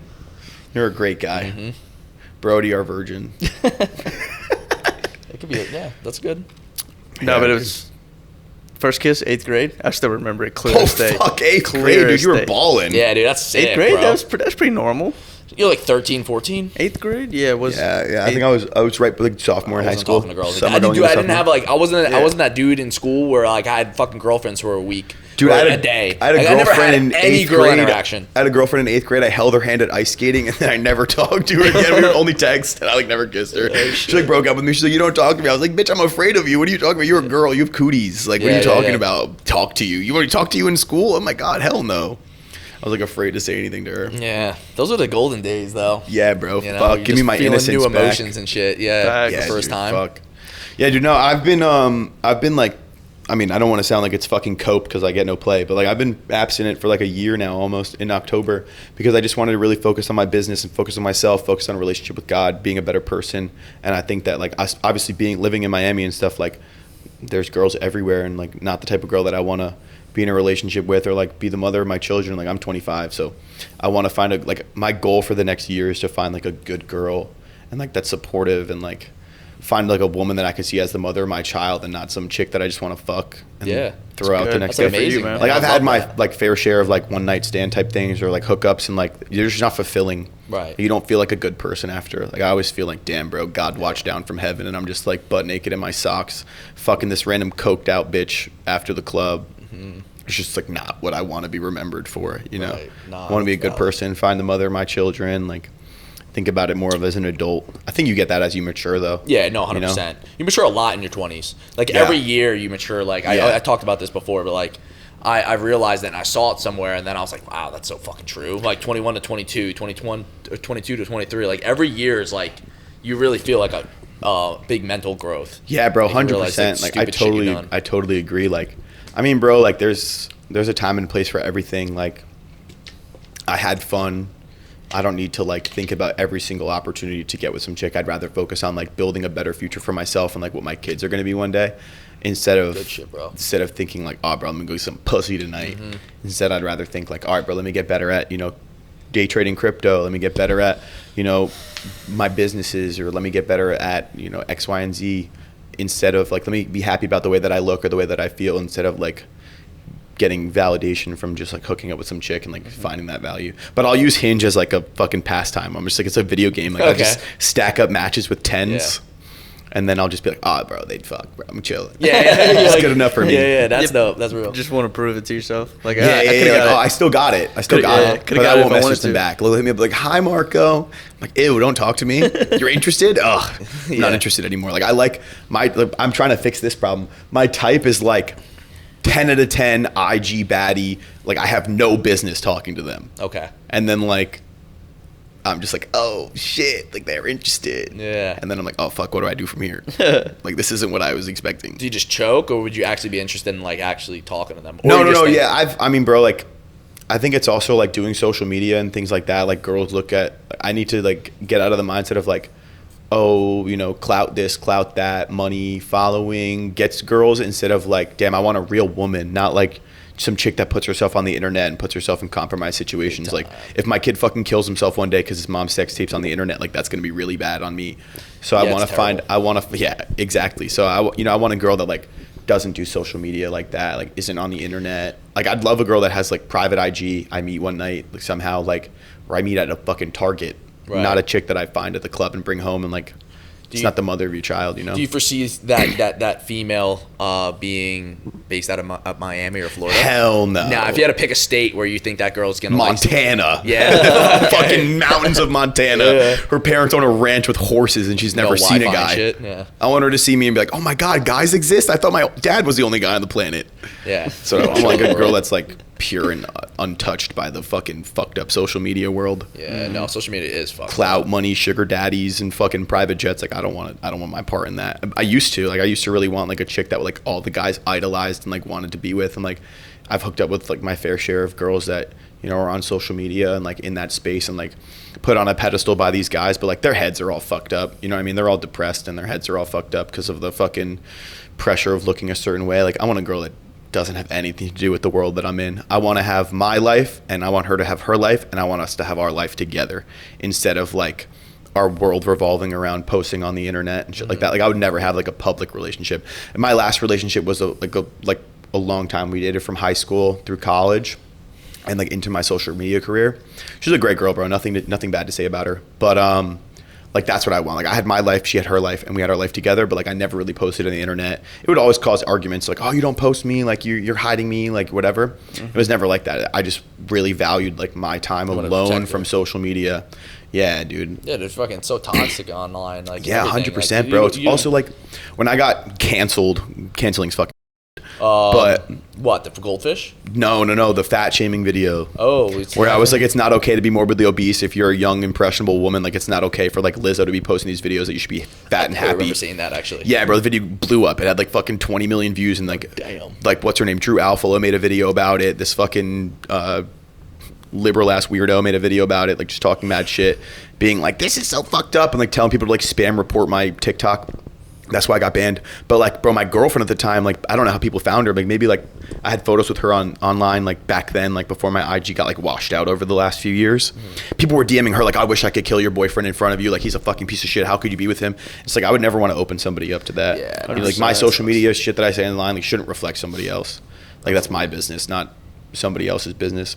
And like, dude, like there's like a beauty in having your own private relationship that you don't have to share with the world. Like, I already put so much of my life on the internet. Like, if I have a real relationship, dude, like, I don't want that shit to be online. Yeah, no, I keep my relationship pretty like 90% off the grid. Yeah. I never really like I throw in some videos, but I never honestly. I film with like a lot of my other close girlfriends too, and like Yeah. they'll play the same bit as my girlfriend. You know what I mean? So a lot of people get Yeah, but confused at as the end well. of the day, I don't bro, really it's like all pinpoint. acting. Like, you're Yeah. doing skits, it's acting. Like, your real life is your real life, your real relationship. Like, when you add all these other factors into it, it can just ruin something that's great because of the expectations of some other group. Like, I would never post my kids on the internet. Like, bro, once I have kids, I'm done. I'm off this shit. because like I love social media, but I love my family, my privacy more. Right. So I would never want my kids to be like in videos. And like also, bro, like when you're on social media, you open yourself up to a lot of negativity as well as a lot of positivity. So like I would never want my kids to be like in a spot where it's like people are sending pictures of them into Reddit forums and be like, look at this ugly ass kid. My kid would be gorgeous. But you know what I mean? Like I would never want to put my family in a compromised spot based on something that I'm doing or saying. Yeah. So once I have kids and shit, social media is done for me for sure. It's a wrap. I would never have a family channel. That's like my worst nightmare. Right. I love Roman Atwood though.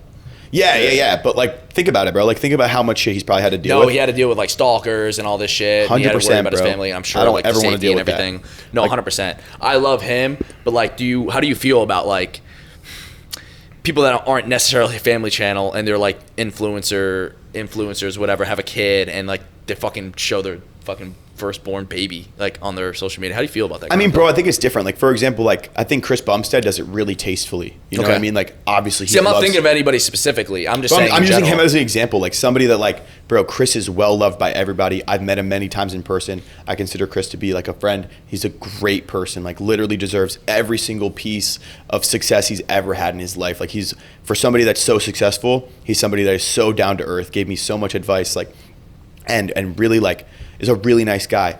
Obviously has a daughter, obviously has a wife, and he posts them on the internet and they have fun, but it's never like his whole page is not about that. His page is about his job, and he shares a little bit about his family, but like he keeps a lot of the things private, which he should. You know, he should be able to have this aspect of his life where it's so much like Chris Bumstead's like the biggest fucking face in fitness ever, bro. He's this a bigger, better version of Arnold, essentially. You know what I mean? And like he should be able to have that privacy. I think that he does it something where it's really nice compared to like where you have a family channel and everything's about like your family and your child. You're opening yourself up to so much like potential like stalking and like weird shit, bro. It's like, it's unfortunate to see some a lot people of go down that fucking route where they're weirdos. like selling their family out for views. Like, you know what I mean? not sell it, not necessarily sell them out, but AJ and Big Justice.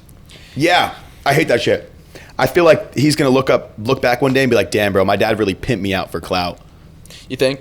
Yeah, bro. It's when you're a kid and you're exposed to that, bro. Social media is a very dangerous place, bro. Like, think about how many people make fun of that kid, even if it's not even on some like. I would never like make fun of somebody like that, like a kid on social media, like that's so fucked up. Yeah. But like, think about how many people are gonna like look at it as like a joke or like make fun of him on the internet and like Even kids his age. yeah, even You know kids what I his mean? age, Like, bro. just- Like it's unfortunate. I would never want my kid to be on social media like that. Like putting my kid on a reality TV show or like blowing my kid up on social media. Like, bro, like if they do social media and that's their thing, that's cool. But I would never want to pimp my kid out online for views and for money. I feel like it's really fucked up. And I think their dad, like I'm not here to talk shit, but I think their dad had been trying for a really long time to blow up on that family shit.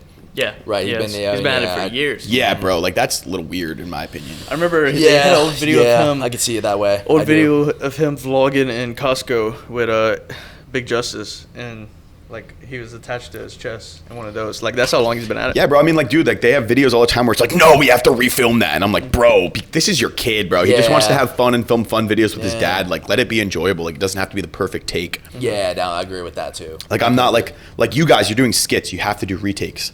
That shit's a food review, bro. Like, let your kid have fun and say some shit. Like, don't correct your kid for something that they said because it didn't fit the script of what your video you wanted it to be. Right. No, I totally get that. Also, like, bro, social media at a young age, like, social media is, like I said, dude, it's a lot of pressure from other people to be a certain way, act a certain way, look a certain way, do certain things. It's a lot of pressure for a kid. I would never want my kid to be in that situation. Like, look at these kids, like, JoJo Siwa's all fucked up in the head because of fucking yeah, she's blowing not up even on that like shit. 18 yet or some shit, right? Yeah, bro, like, what the fuck? Yeah, Like, I don't know how old she is. I have no idea. I have no idea I how old see she her is. as a fucking child. Is she?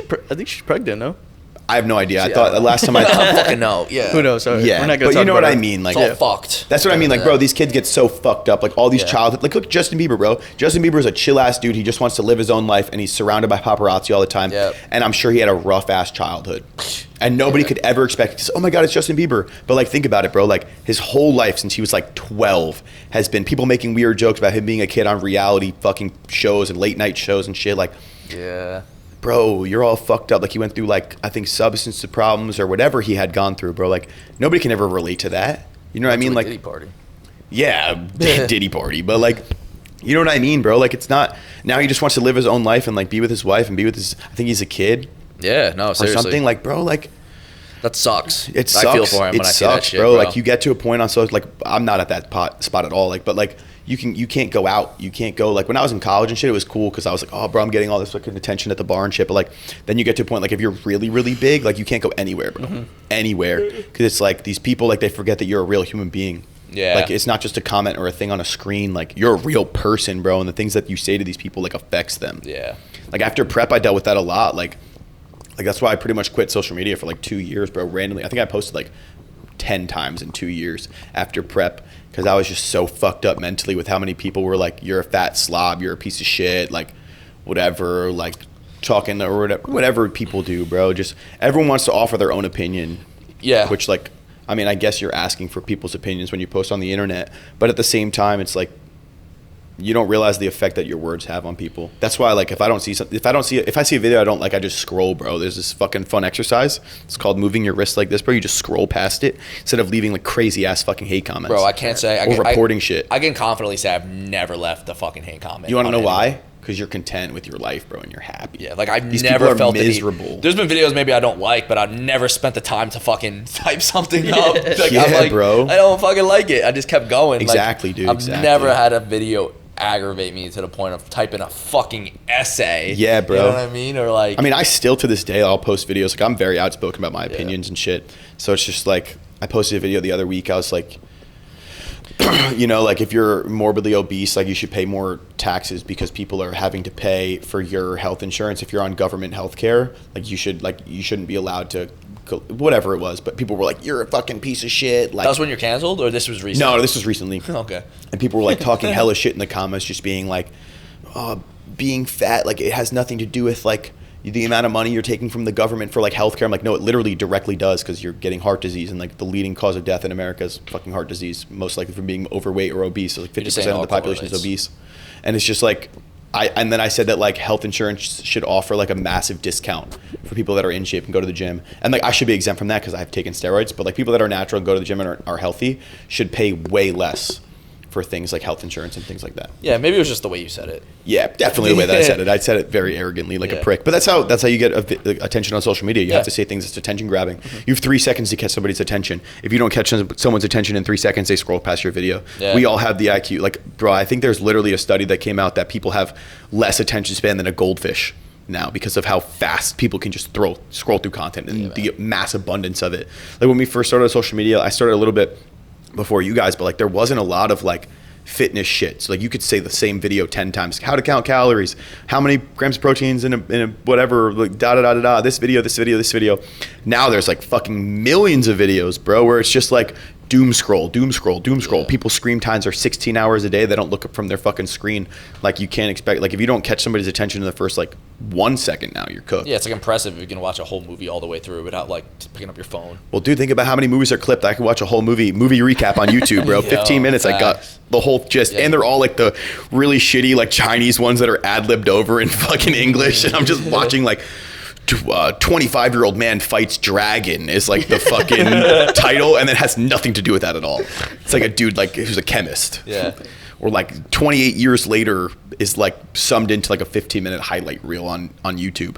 And those videos crank because people don't have the attention span to watch full movies anymore. Fucking nuts, dude. Just put it up while I watch dinner. You know? I still like movies. Do you like movies? Yeah, I fuck with movies, bro. What's your favorite movie?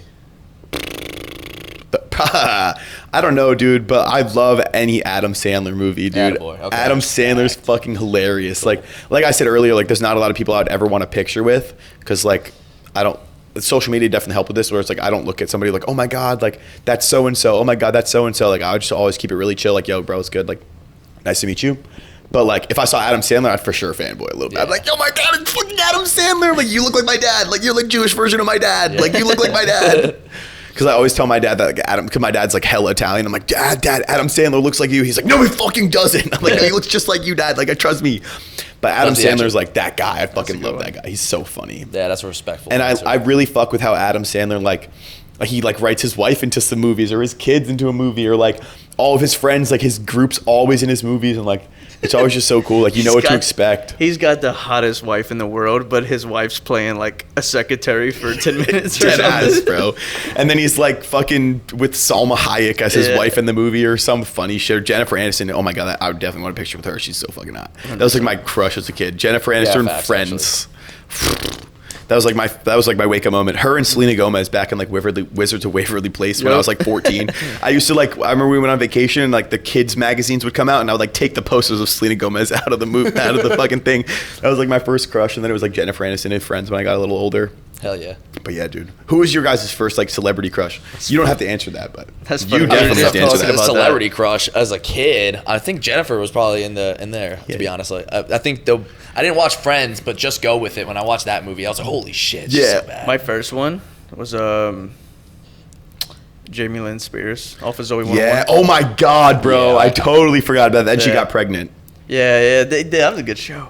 Yeah. That was a really good show. Zoe Yeah, 101. dude. Yeah. No, Jamie great. Lynn Spears, Jennifer Aniston, Megan Fox in Transformers, Oh, yeah. Selena Yeah. Gomez in Wizards of Waverly Place, Victoria Justice, yeah, Vanessa bro. Hudgens. Vanessa Hudgens. Oh my God, dude! I remember when she started dating like Zac Efron or some shit. I was like, oh my God, like, no, he took my girl. Like, bro, I'm 14. I don't have a chance. Facts. But I remember, yeah, dude. I mean, I think Victoria Justice is single. If you ever want to hang out, let me know. I'd for sure, like, not know what to say. I'd just sit there and be like, I love your show. I loved anything you did. Yeah. Just sit there. Facts. Well, that's She what. seemed like a chill person. Yeah, she seems pretty chill. Yeah, who knows? Maybe it can happen. Yeah, you never know, dude. Yeah. I got mad money. Not really. But you don't know that. Yeah. Well, now she does. Yeah, dude. But yeah. Oh, fuck, dude. Yeah, what questions did you guys, like, I remember you guys said earlier you had questions. Oh, you asked us about a 2-year plan for the podcast. We're Yeah. gonna ask you about your 5-year plan. Fuck, like, dude. I feel like you kind of said what your 5-year plan was. Yeah, you kind of did with the Yeah, family dude. and everything. But Yeah. like, what do you like? You do the gambling, you do crypto. Like, what do you really want to push? Like, I know you like want to hit that certain amount of money. Yeah, I mean, I think it's always good to set financial goals, but I think that if you set a financial goal, you should really shoot for the stars. You know what I mean? Because if you fall short, you still land on the moon. Yeah. Something like that, like it's corny as fuck to say. But started, it's called like a copy trading group. So with crypto, like I day trade crypto. That's how I make a majority of my money now. And I have my Discord. I charge like $25 a month for like prize picks plays. Like I work with prize picks, and then I gamble and like make content and shit. Sports picks, like money line bets, player prop bets on prize picks, then money line bets and shit, helping people like make money sports betting, which I've found some good amount of success in. And then with crypto, it's really cool because like I hired this group of traders to trade alongside me, and they're super profitable. Like they've done 30 to 60% returns in like 2 to 3 months every month for the last, or every whatever for the last year. It's what they've averaged. So like a great month would be like 40% return, and a bad month would be like 10% return. But that's still like 1 year in the stock market, 10% is good. So just the volatility in the crypto market allows for you to make a lot of money if you know what you're doing, and you can like watch signals. So what I'll do, I'll give you guys some free game, is there's these things called liquidations. So when you trade with leverage, the market, there's market makers in every market, whether it's meme coins, whether it's large scale crypto markets like Bitcoin, and the people at the top make the money when you get liquidated, because you lose all your money to the exchange. So people will move the market, so like they'll buy a lot of Bitcoin and push the price up, and then they'll bring it back down. So you move within these liquidation ranges, and you have things called CME gaps. So essentially you have to fill these CME gaps to be able to move the market back up or back down, and then you can seek liquidity. So the market will move up. And so like, for example, I just took a trade the other day. Bitcoin was at all-time highs, 124,000, and there was a lot of liquidations to take out at that 121, 122, 123,000, 124,000, where these bright yellow lines, there's this website called CoinGlass, where you can see where these liquidation ranges are. Damn, Luke's falling asleep. No, I'm like, my contacts bothering me, and also at the same time, I'm like, holy shit, this is a whole different fucking language. But I'm So, free game wise, the market moves up to these liquidation zones, and then normally has a large pullback before it has a continuous leg back up, especially when we're in a bull market.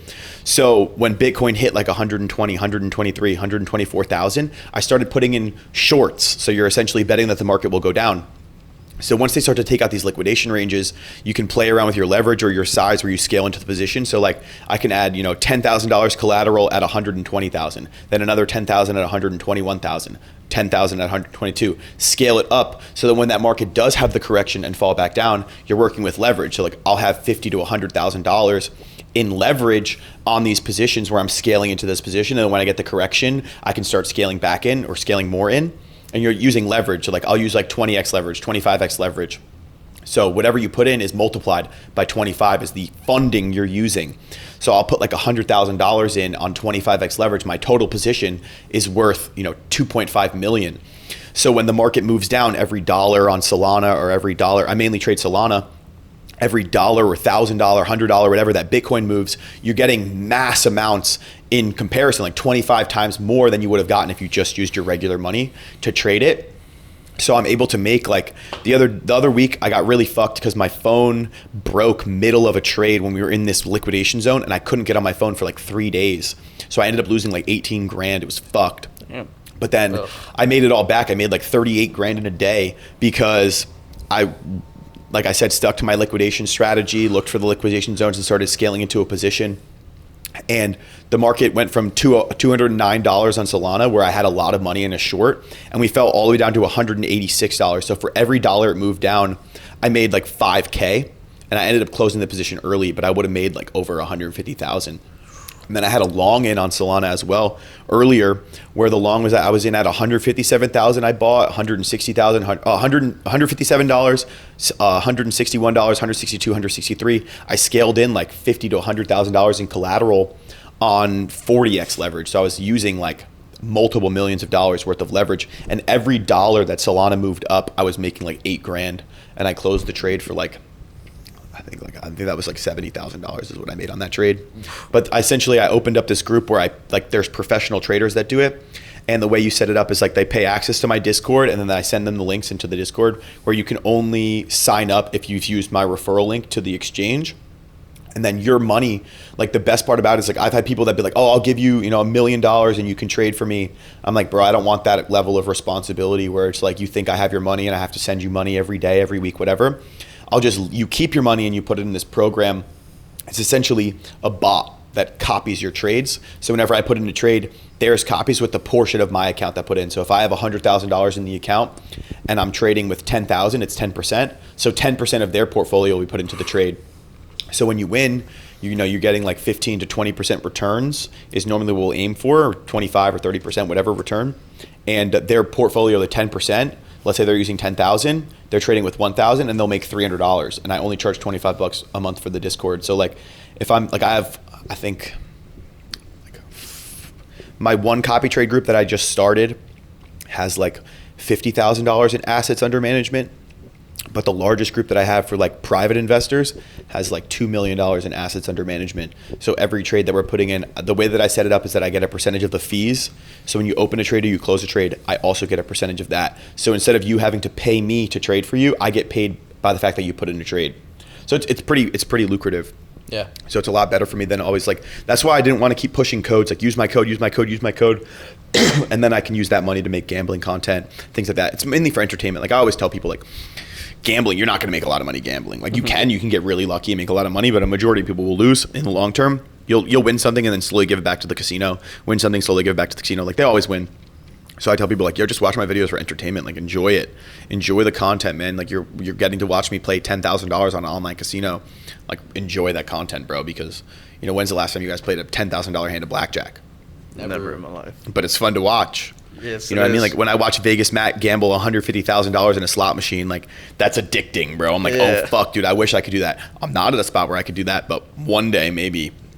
Yeah, dude, the gambling contest is a lot of fun because I've been sports betting. I've been on Prize Picks for 3 years now. I made a lot of money on Prize Picks by like getting edged bets. So the way that essentially you do it, you compare sports books. Like FanDuel is like the gold standard. So you'll have FanDuel that gives you the odds of like, minus 150. So like you bet something, you're going to get a little bit less than your bet back, but you're getting the edge on the book because they're giving you the odds. You have higher chances of it hitting than not hitting. So then you can go over to Prize Picks and they might offer you that line as 1-to-1. So you get 2x. So you're getting better odds on Prize Picks taking the player prop bet. Or you can take something called like a Green Goblin bet that allows you to like essentially get those like negative 350 odds of like somebody to get a hit in a baseball game, or like let's say LeBron James's line is like 25 points. You can get him at like 18 points. So your payout's lower, but you have a way higher chance of hitting, and then you can stack them. So I think overall on Prize Picks, I'm probably up like a couple 6 figures using this strategy. And then Yeah, I mean, when you have good days, you have bad days. Like at the end of the day, it's a player playing a game. Like they could have a bad game and you lose because of that. But overall, the strategy works. Like if you're using, let's say you're doing a four-man play, you have to hit 2 out of 10 to double your money. So if you have $1,000 and you put 10 bets of $100 each, that one hitting breaks you even, and then 2 hitting makes you 2x profitable. So you'll have $2,000, and then you just keep rerunning the strategy, and then you only need to hit like the amount that you need to hit in order to profit goes down.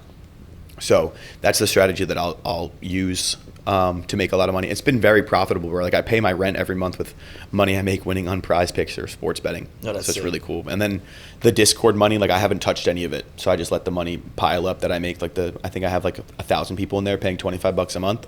And then I'll just stack that bread and invest it. Like I've maxed out my Roth IRA every year, maxed out an IRA. I have investment funds that are maxed out. I let people manage my money as well. Like I said, like, I manage a percentage of my money in crypto, but at the same time, like there's people that stock market's what they do, bro. Like I think I put when people always wait for a market crash, I can't wait for the market to crash and give me discount. And then I'll make TikToks.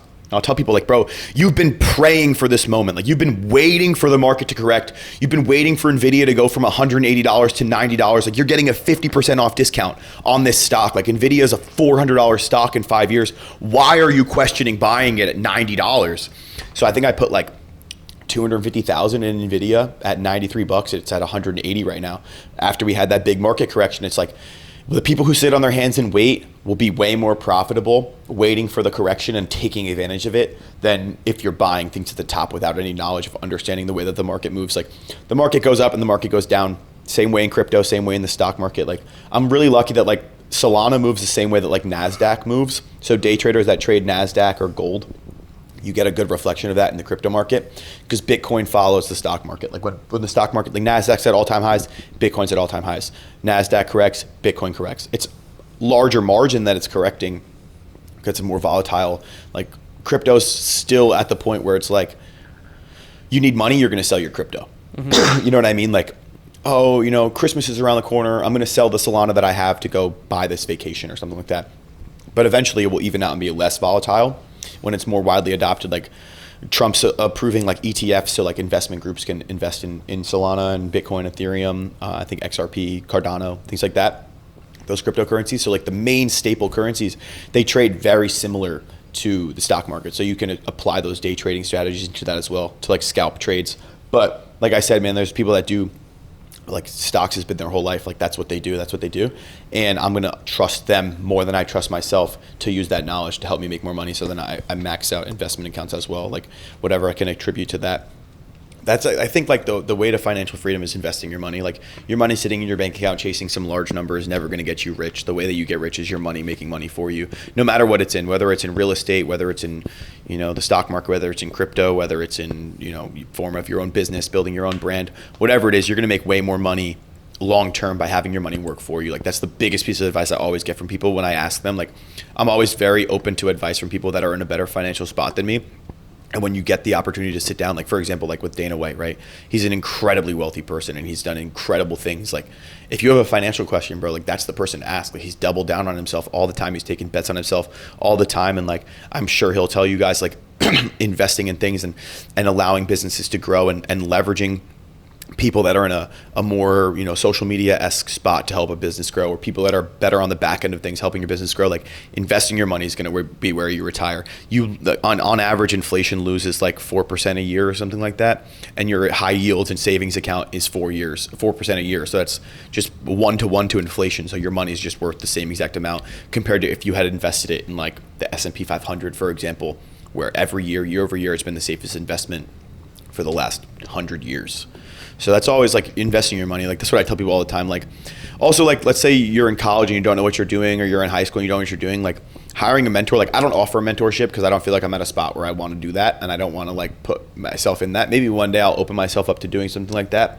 But I would for sure hire a mentor to teach me their skill. Like my brother has a day trading mentor now for trading gold and NASDAQ, where, it's without a doubt worth the money. Like he came here to Miami. He's teaching them how to trade. His name's Andrew Riyad, if you guys ever want to follow him.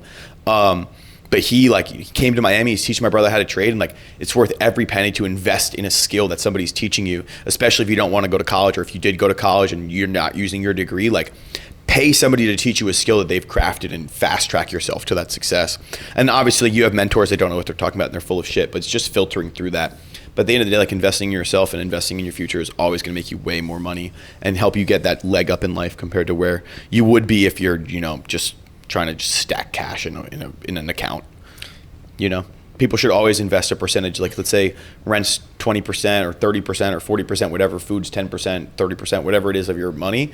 Always try to save yourself some money to go out and do some fun things, but always think like big picture. Like, is this money cool to go to the club right now and spend $1,000, or is it way more beneficial for me to put $1,000 in my Roth IRA? Because if you start at 18 and you max out your Roth IRA, I think they upped it to like $7,000 or $7,500 a year. You'll retire at like 65 with like $7 million when you've only invested like $300K. And the longer you delay touching it, the larger it grows.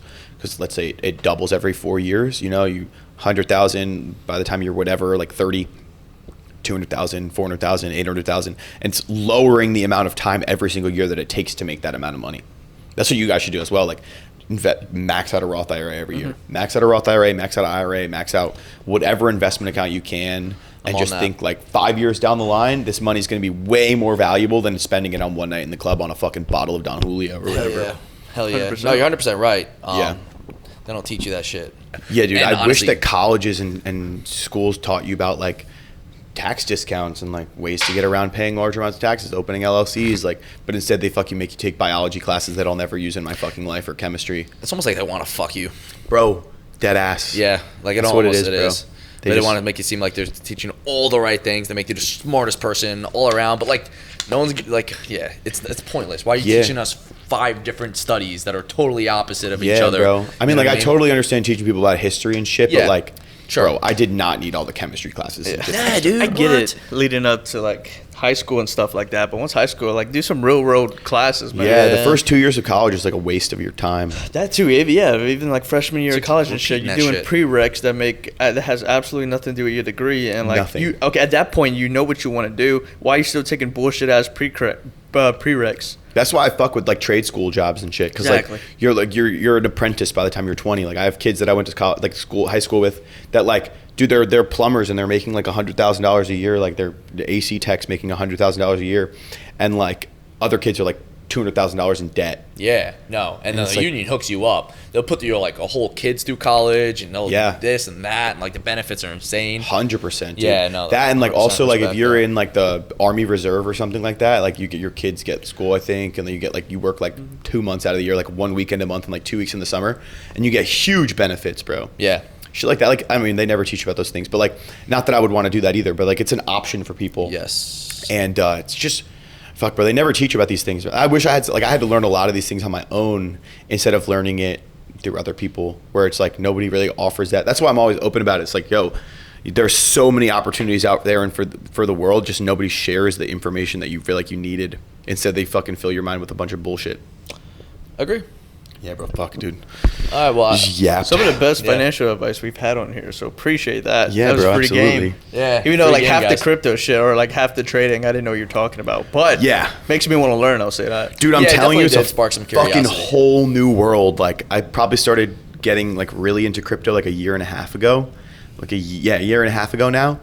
Best decision of my life, like learning something that I had no idea about and just like humbling myself and realizing like, bro, I'm a fucking retard. Let me sit down and actually learn this shit instead of thinking that I'm like some fucking, I know everything, bro. Like, you don't know fucking shit. I still don't know shit compared to what I'm gonna know in 6 months to a year from now. Like, if somebody knows more than you, listen to them. True.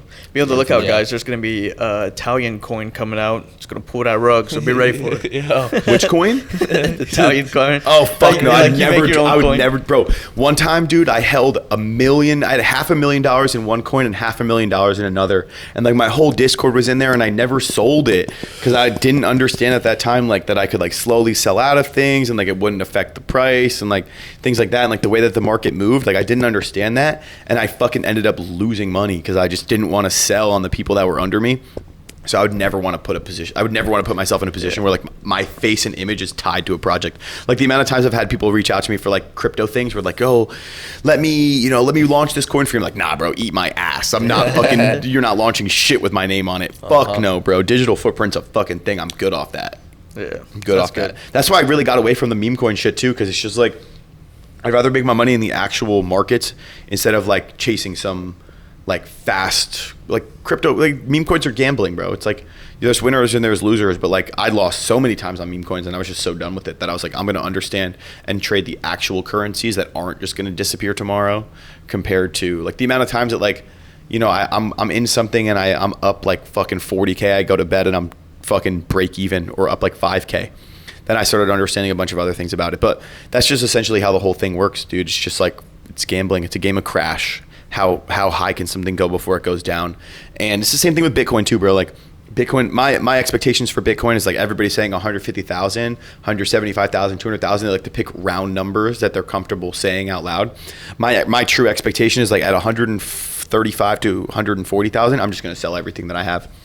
Any crypto, just completely exit and then just wait. Like the market moves in cycles. So it's like around like a year and a half to 2 years up, and then around after 2 years from the peak is when it starts to like really settle down and consolidate, and that's where I'm going to enter again and just ride the wave. Because like this is probably the last like or one of the last like very large crypto cycles before it gets super widely adopted or just completely goes to like nothing and they just move on to the next thing. Although it's a whole fucking thing, but essentially, yeah, I'm gonna try to sell around there. So if you guys are holding crypto, if Bitcoin goes to like 140,000, I'd suggest like exiting. What I like to do is like as the market's moving up, like Bitcoin hit 124,000, I sold like 15%. It goes to like 130,000, 15%, 135,000, 15%, 140,000, like 50%, and then I'll hold a percentage like whatever. Maybe it goes up higher, I make some more, or if it goes down, I'll just take my like the next stop loss level, like $10,000, $20,000.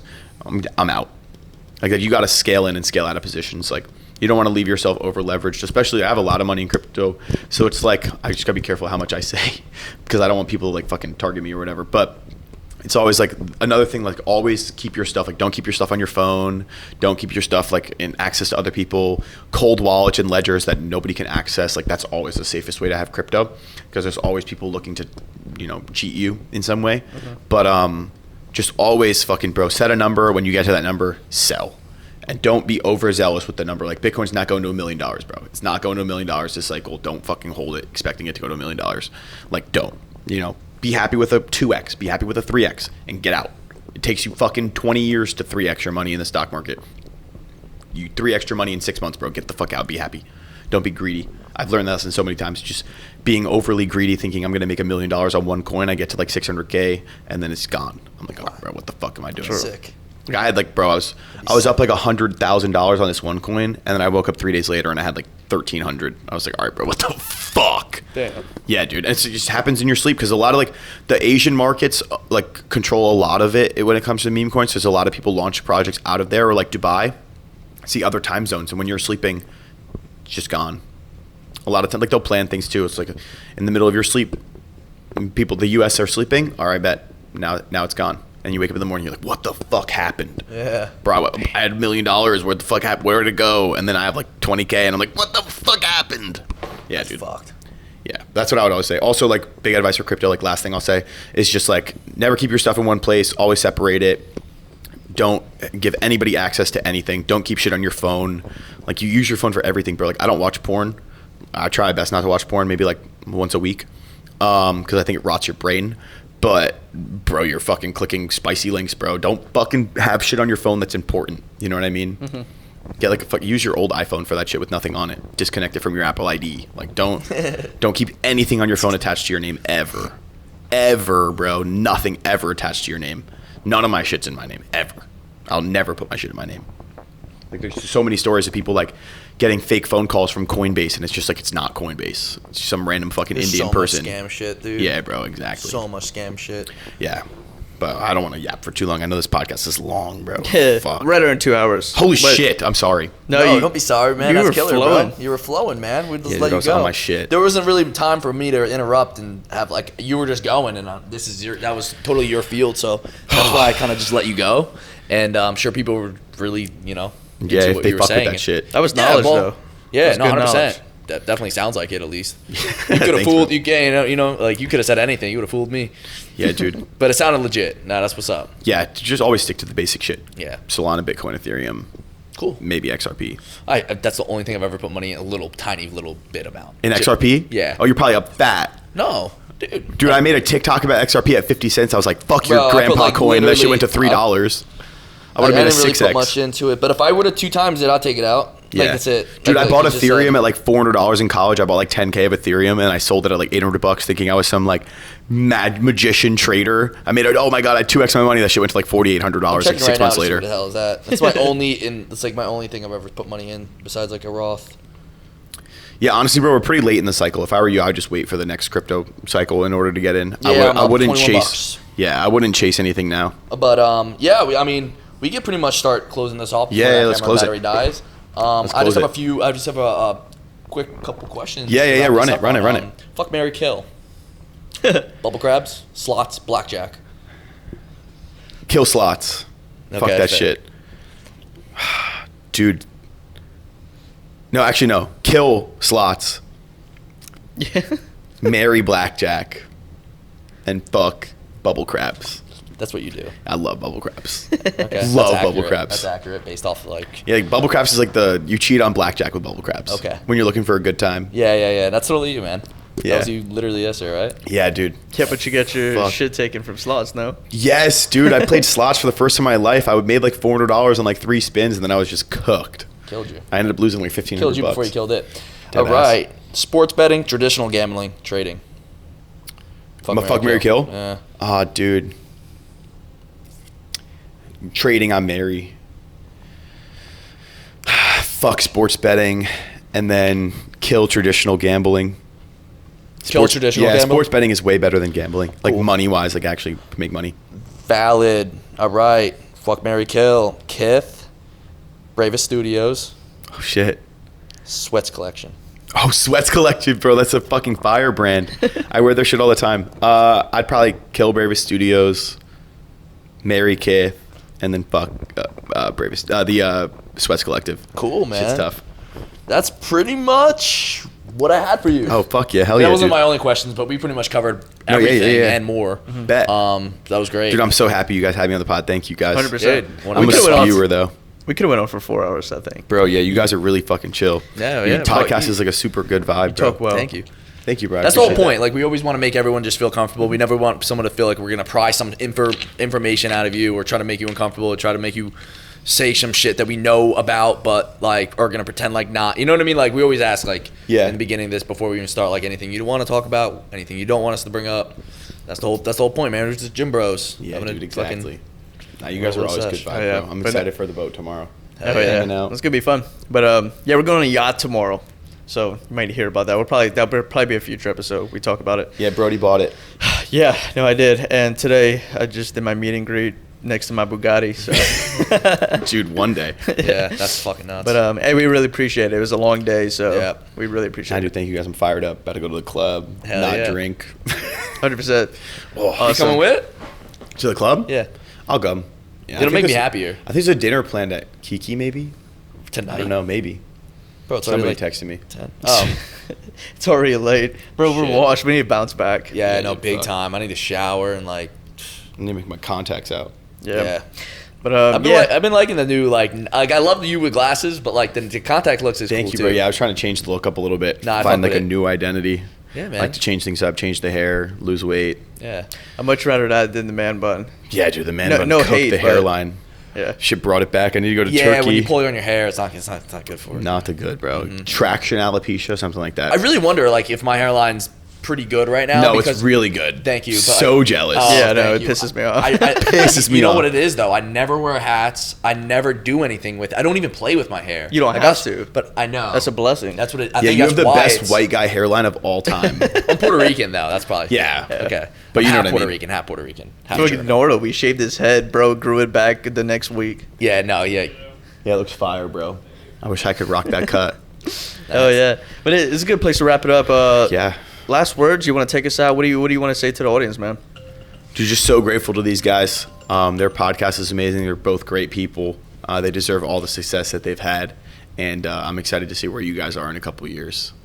I'm Hell excited yeah. to see this podcast on fucking Spotify one day, like sponsored, bought out for $100 million, like Joe Rogan type shit. Fuck, that'd be that. sick. Yeah, dude. You said yeah. it first, man. That's Yeah. good. Final words, and he talked about us. I know. Genuine Dude, as, honestly, yeah, you could very have mature. plugged something. You could have said Super whatever you mature. wanted. Yeah, you could have been like, Nah, follow dude, me on I don't have any codes, none of that shit, dude. Yeah. I'm fucking all about you guys on this pod, bro. Well, all about myself as well, talking about it, but like about you guys at the end, dude. I'm happy to see you guys fucking blowing up and killing it. Thanks, bro. Great Hell shit. yeah. I'm excited You for the as next well, man. Power Slap all together. Yeah, gonna be yeah, sick. no, that'd be fun. Definitely, Yeah. definitely a lot more stuff. Definitely a lot more opportunities for us to like do stuff together, and who knows, we could run back a pod. You know how to yap, we know how to vibe. Fuck, dude, I yap too much. We only scratched the surface. Yeah, Sorry, bro. guys. Yeah. No, it's fine. But awesome, man. Well, we like I said, appreciate it again, and yeah, that was the Jack Italian. Yep. Marco, say his last name. Spaghetti-o.